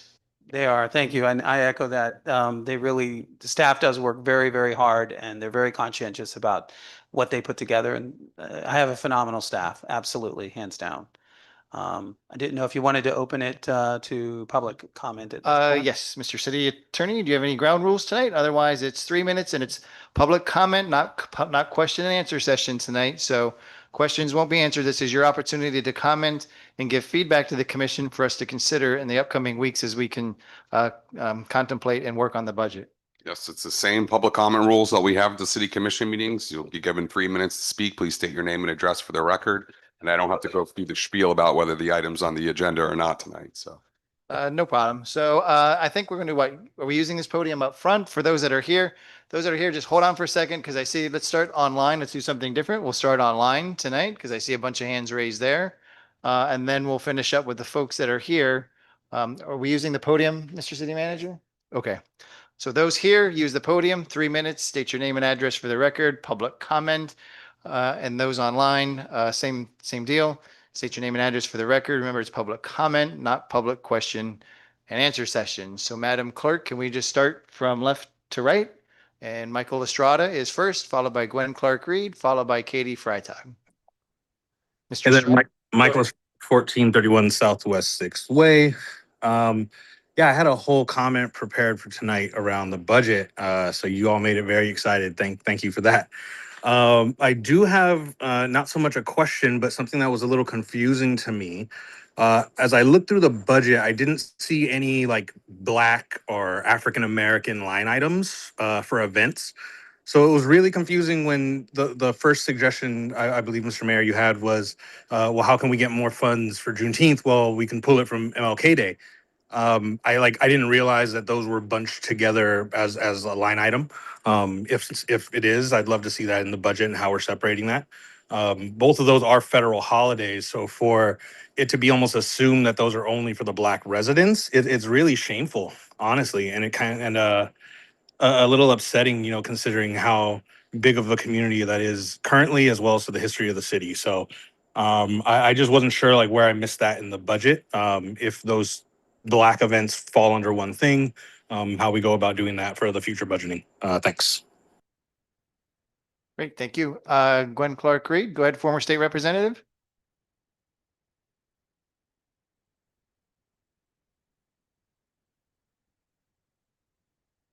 She's still, I don't know if that's on our end or her end, and now she's at the end. Okay, You hear me now? Yes, we can. Go ahead, former state representative. Gwen Clark-Reed, 1430 Southwest 6th Way, Deerfield. This was a very interesting presentation of the budget workshop.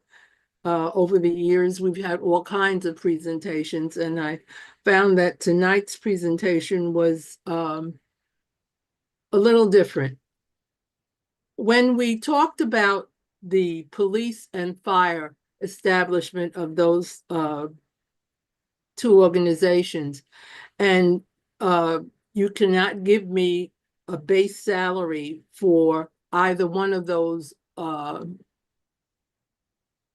departments, I just find it a little strange, because if a person is coming from another city and has already been a established worker in that field, yes, they have a history and they bring certain things with them.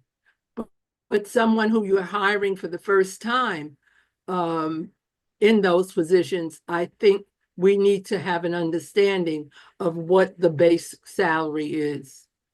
Also, when you talked about the fire department, I didn't hear anything from the fire department about hurricane preparedness for the residents. That was something that we did have at one time. I don't know if we want to go back to it or if it's something that should be included in the fire department. The Dunn's Run. Dunn's Run was a Boys and Girls Club event. It was never a city of, it wasn't established as a city's event. The city had input into that event, and I'm sure that if you go back and look at the records, you would see that that was a Boys and Girls Club event. Input from the community is definitely going to be necessary for MLK and Juneteenth and any other events that really are aligned with a specific population in this city. I'm hoping that as we move forward, if these events are to continue, that the suggestions that come from populations in this city who have been involved in these events before, that they are listened to, that they are not just cast aside and the city decides to do what you want to do, because that I have perceived as a problem with some of these events. I'm looking forward to other comments from other residents. Hopefully we will have them at the other budget meetings. And I just think that there has to be a temperament established in this city that there are people who are not employees, but who have a lot to give to the city as far as events are concerned. Thank you, Mayor. Thank you, State Representative Katie Freitag, followed by Anise E. Katie Freitag, 418 Southeast Second Street. Couple of things. One, the Ryan Owens Memorial Run got moved to Pompano. They did it Veterans Day weekend this past year. It's where they felt that they were more welcomed, and that's where they decided to go. Fall Festival, Pioneer Park is not the biggest space with the most amount of parking available, really. So having 3,500 people in Pioneer Park for a one-day event at Fall Festival, that's plenty. And to me, the return on investment is huge in that regard. I don't think we really need to address that much. Yes, we do get issues with the parades because we do get stopped by the trains. That happens at least one parade, at least once during every single parade, we get stopped by the train. So stuck on both sides. Black History Banquet and Women's History Brunch. We're going to have to figure out how we can work around and make sure that those two events still go through. I don't know why they would be considered DEI only events, as women's history is just that. It's just women's history. Does that mean we're not going to celebrate the whole entire month of March? I don't get the whole entire month of February is not going to be Black history anymore. The whole entire month of March is not going to be women's history anymore. I'm lost as to the brain power around that, but that's, Tallahassee. I'm not a super big fan of the presentations, the way things are tonight. I don't think there's enough detail in the backup for us to really get a good handle and be able to ask the right questions. In the past, we're given, 400 or 500 pages to go through. Tonight, it was only 78. I'd like to figure out how we can get a little bit more detail out to the citizens so that we can actually review the budget in a little bit more detail and scrutiny. So thank you. Thank you. Next is Anise E., which I'm going to guess is Estrada because that looks very much like a Michael Estrada in that picture. Hi there. This is Ethel Anise Simon, 1431 Southwest 6th Way. I just want to thank you all so much for this opportunity to be so transparent with the community. Makes it easy to get involved as a citizen and constituent. Also want to lift up the opportunity with the new HB 1329 going into effect and the creation for more opportunities for accountability and visibility for constituents. It was really great to hear some of the budget line items. I also want to talk a little bit about the police and fire budget, then make sure that when we think about fiscal responsibility, we're also thinking about ways that we can lean into the notion that prevention is easier than cure, ways that we'll be leaning into CPR trainings, ways that we can get a little bit more prepared to mitigate the expenses related to lawsuits to the city caused by harmful policing. I think that's something that we should keep in mind. Also want to pivot and say I went to the Juneteenth celebration. It's my second year in a row. I had a lovely time. I attend many of the events that are local, and it's great that we have such lovely community turnout at those events. I was really curious about the implication that the MLK budget could just be transferred to the Juneteenth budget as opposed to other budgets. I'm sure this wasn't the intent, but the perception might be that some of these events are only intended for a specific racial group and that the budget's therefore interchangeable. And so I look forward to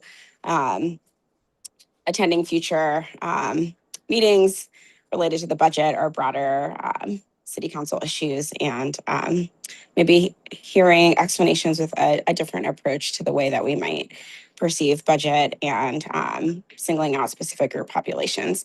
I think that all events that are related to America's 250-year-old history are important and should be celebrated. And I would love to hear that echoed in these spaces as well. Thank you. Great, thank you. Thomas Nolan, you're next. Good evening, commissioners, Mr. City Manager, Mr. Mayor, Thomas Nolan, 406 Southeast 8th Avenue. Good presentation tonight. The one thing that I was a little bit alarmed with is I know that we obviously have a lot of events in the city. We have a lot of things going on, but I didn't hear much on any ideas, plans, or innovation with the Southeast 8th Avenue flood issue that we've had obviously twice in the last 5 years. I was expecting some sort of, dialect or direction or maybe plan. And I know that obviously the squeaky wheel gets the grease, but I think that we all know that if nothing changes, nothing changes. It's going to happen again. And I feel that, to spend as many minutes, hours, that you guys discussed other events in the city, not one of those events that you discussed in the last hour affected someone's livelihood. We had major discussions about moving money around, but none of them about somebody that lost their home or their family heirlooms or any of their property. I think as a taxpayer, the number one priority is public safety and provide essential services for a city commission. I believe that you're missing the mark there because you're not focusing on those issues. If you are missing the mark on the main core of what city government is, and we're only focusing on the incidental things, I think we're missing the mark. I was very concerned that it didn't even get a real idea or a plan in the future. And I think that it's just because the residents on 8th Avenue have been very quiet about the event. It's kind of gone away. We've acted like there's nothing we can do. And we all know that we can just say that there's nothing we can do, but we all know there's things that we can do. And every single elected that sits on the dais, that is your job to represent the taxpayers of this city. And I think that is the number one priority. And those events are great.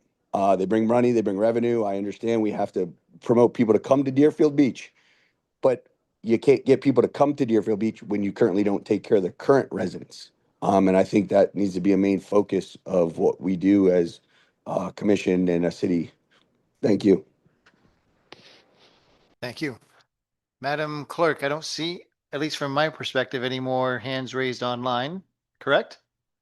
Okay, so we'll go to those inside, I want to say the commission chamber. We're not in the chamber, we're at the technology center. Anyone that'd like to speak, just one at a time, at the podium up front, please.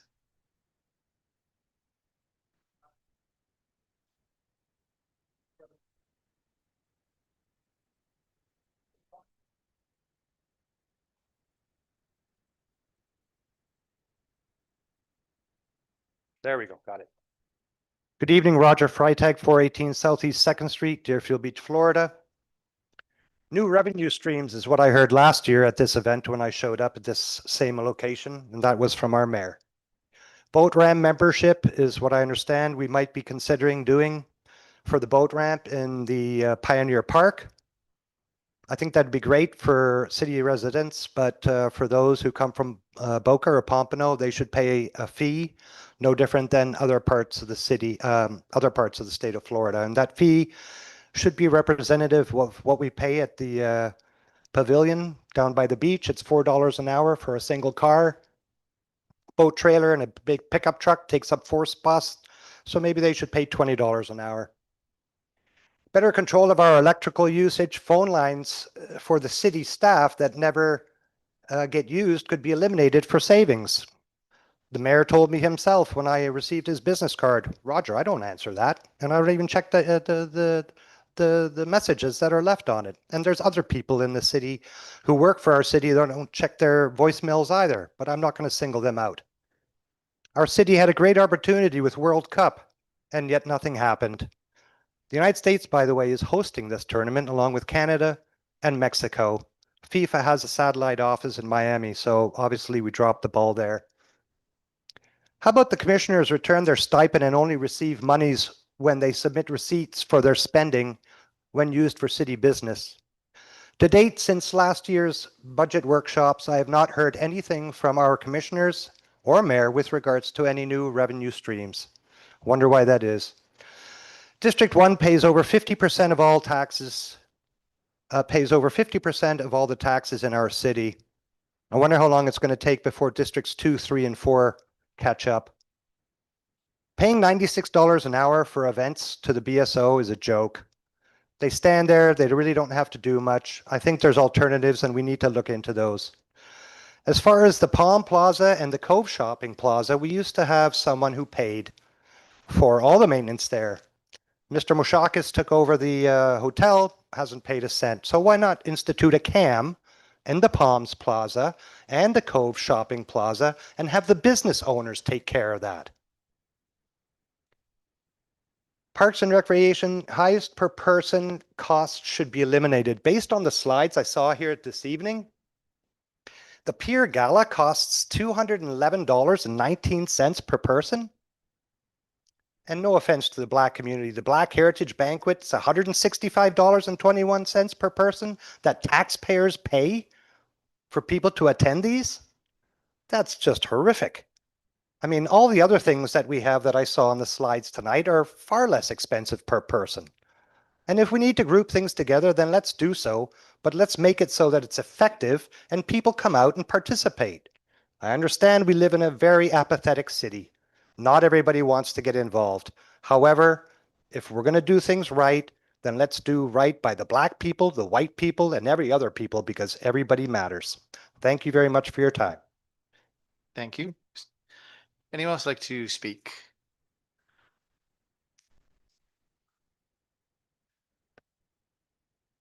Good evening, everyone. I'm Shelley Sofer, 5682 Northwest 41st Ave, not a Deerfield resident, but a Deerfield Beach High School teacher. Came here to represent the student voices that you don't hear. So I have a couple things to say. Was listening to the presentations because my students matter and I teach them a lot about government and we watch a lot. We watch the recordings because it's vocabulary, it's enrichment, and it is part of our history. I believe very strongly in making sure our kids know everything that's going on in the cities. So that's why I came. You talked a little bit about the Deerfield Beach Elementary School auditorium project. I did a little digging in here. It's been stuck in neutral since 2023. There is nothing going on currently that anyone could see. We looked back in the Granicus and I contacted my people in the district. You guys, it's still stuck in neutral. I would like to see something happen for the students and for the community because I firmly believe in the arts. As the former auxiliary director of the Deerfield Beach High School Band and having marched in the MLK parade with my students, and we're going to talk about that in a minute, we need arts, guys. We really need it. We have a lot of kids who have a lot of talent. So let's talk about some of these events. I'm going to be honest, you guys. I already told you I'm a teacher. I have passion second to none. I work with our students who spend countless hours practicing, rehearsing, honing their craft. They look forward to these parades. They look forward to these events. Please don't take them away from our students. They work so hard, hour after hour, late into the night. Please, let's consider the kids. And it's not just these things. I mean, and the attendance, when we talk about the kids, you guys, it doesn't take much to send the information home with the kids to go home in their backpacks. Half the stuff that you guys talked about here, I've been here 17 years as a teacher at Deerfield Beach High School. I didn't even know about 25% of the things you guys do. That's really sad as somebody who spent almost 2 decades here teaching. Marketing's free if you get it to the schools. I'm willing to help you guys if you're willing to reach out to me. Shelley Sofer. Thank you. Next, please. A little handicap because everybody's behind me.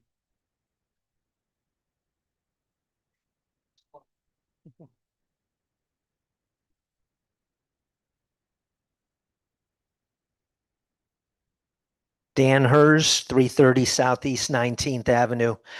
Someone should make sure that the city manager is listening because 100,000 people are coming to the beach in just 3 days from now.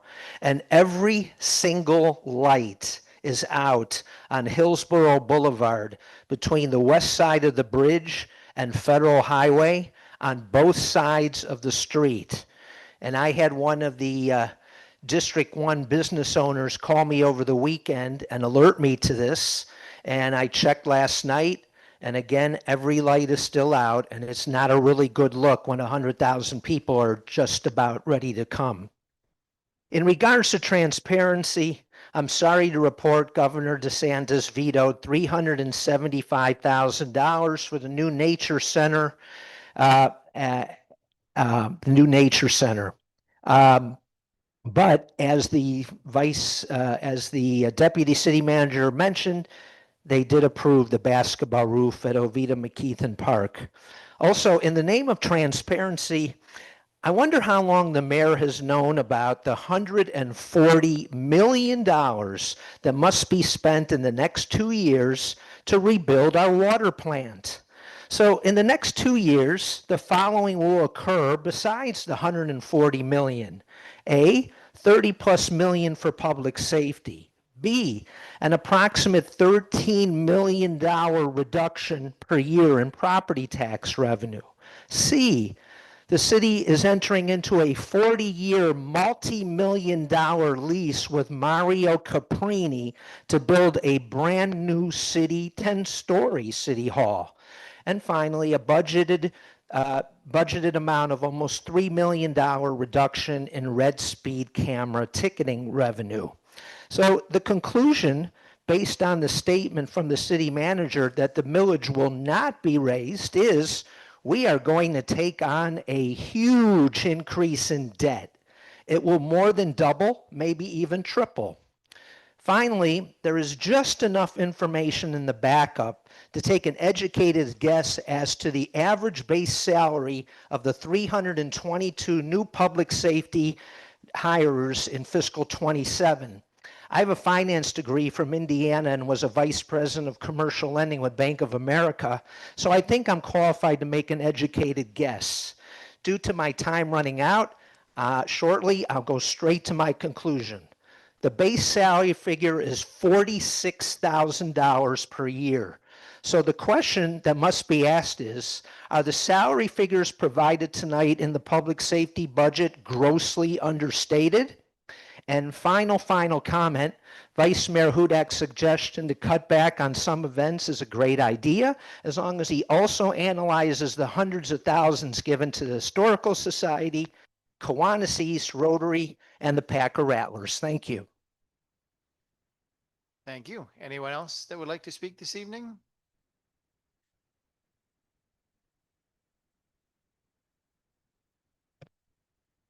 Evening, folks. Joe Cummings, 267 Oak Ridge P. You know, I keep hearing this is not the first meeting that I've heard this, that we have to build new firehouses. We have firehouses. All we have to do is retrofit those fire stations so that they're in compliant with NFPA 1500 and 1550. As Chief Botling can attest to, the city of Fort Lauderdale had built brand new firehouses, opened in 2017, and had to close because of mold and air conditioning issues. It finally reopened again and just before New Year's in 2024. And after spending $1 million in taxes to fix that. So there's nothing wrong with the firehouses we have. We have to retrofit them. My first firehouse was built in the 1800s, and I slept in what was the hayloft. So you just need to retrofit them. So I noticed that all these Deerfield Beach events that are taxpayer supported are all in District 1 and District 2. And I start looking at some of the other things that taxpayer revenue goes for, such as, and I bring this up because where I live, my neighbors have to pay for all of this, and due to taxes, have to pay for the other sections of the city. For example, street paving, lighting, stormwater control and abatement, and parks. And I think it's not fair to ask retired people living in a retirement community to have to pay for these items and then have to pay tax again to pay for the items in other parts of the city. One of the things, and actually I'm kind of glad that there's a possibility of property tax being eliminated for the state, because that'll kind of, as far as I'm concerned, level things out. You know, we talked about we have to invest. Well, in order to invest, and in order for it to be a true investment, you need to see a return on that yield. And we're not going to see that. One of the things that I think that the city ought to look at are things that do make money for the city. The biggest generator of money in Fort Lauderdale, for example, is an air show. And they charge for that air show for people to attend it. And it's, even if you don't go to it, you can still watch what's going on if you live in other parts of the city. And at the same time, they also have sponsors.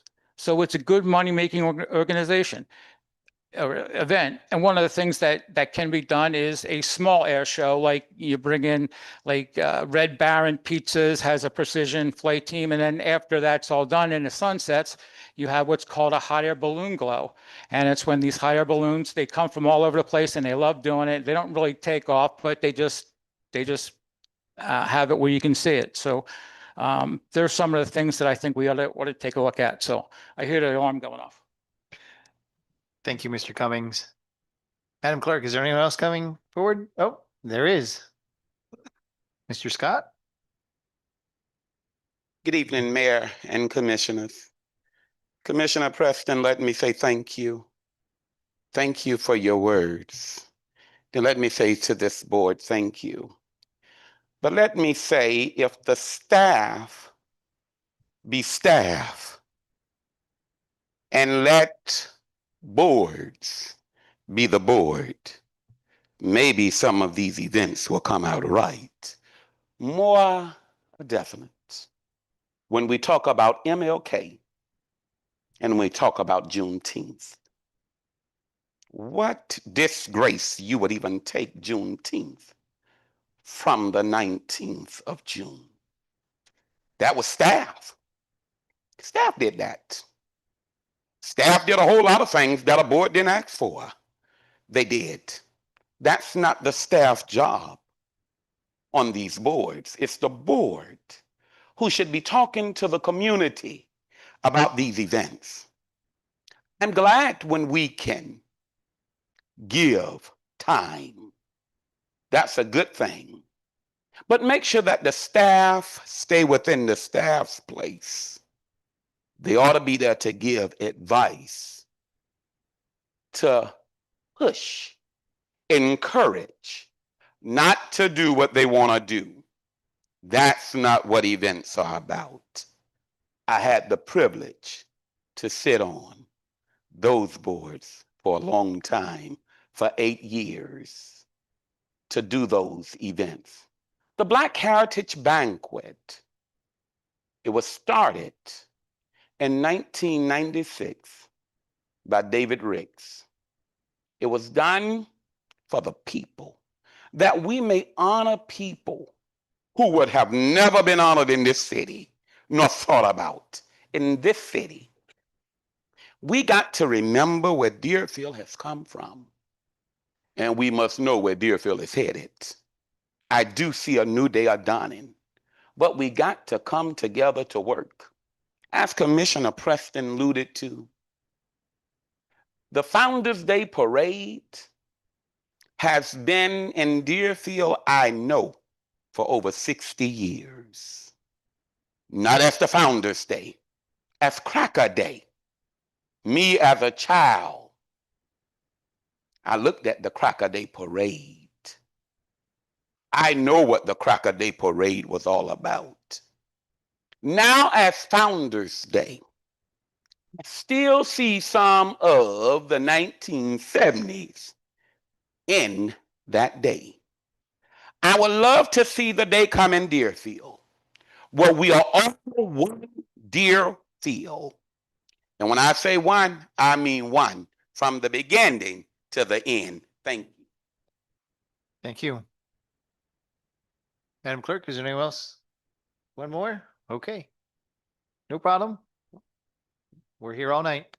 Latanya Coley from Deerfield Beach Housing Authority, 533 South Dixie Highway. I just wanted to thank Deerfield, the city of Deerfield Beach, for going all the way to Washington. The city manager, Jonathan Salas, the mayor, helping Deerfield Beach Housing Authority to come up with the deficit that they have, saving over 1,100 people houses. So just wanted to say a thank you. That's it.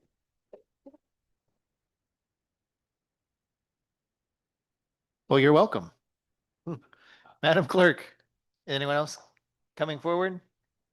Okay, that will conclude the public comment, and we're up to adjournment this evening. Mr. Mayor, Oh, yes. I apologize. I think that Vice Mayor Hudak had a song he wanted to sing or something like that. Oh, no. Motion to adjourn. I know where this is going. Let's see. There it goes. Ready? Happy birthday. Happy birthday to you. Happy birthday to Happy birthday, dear May. Happy birthday to Cha cha.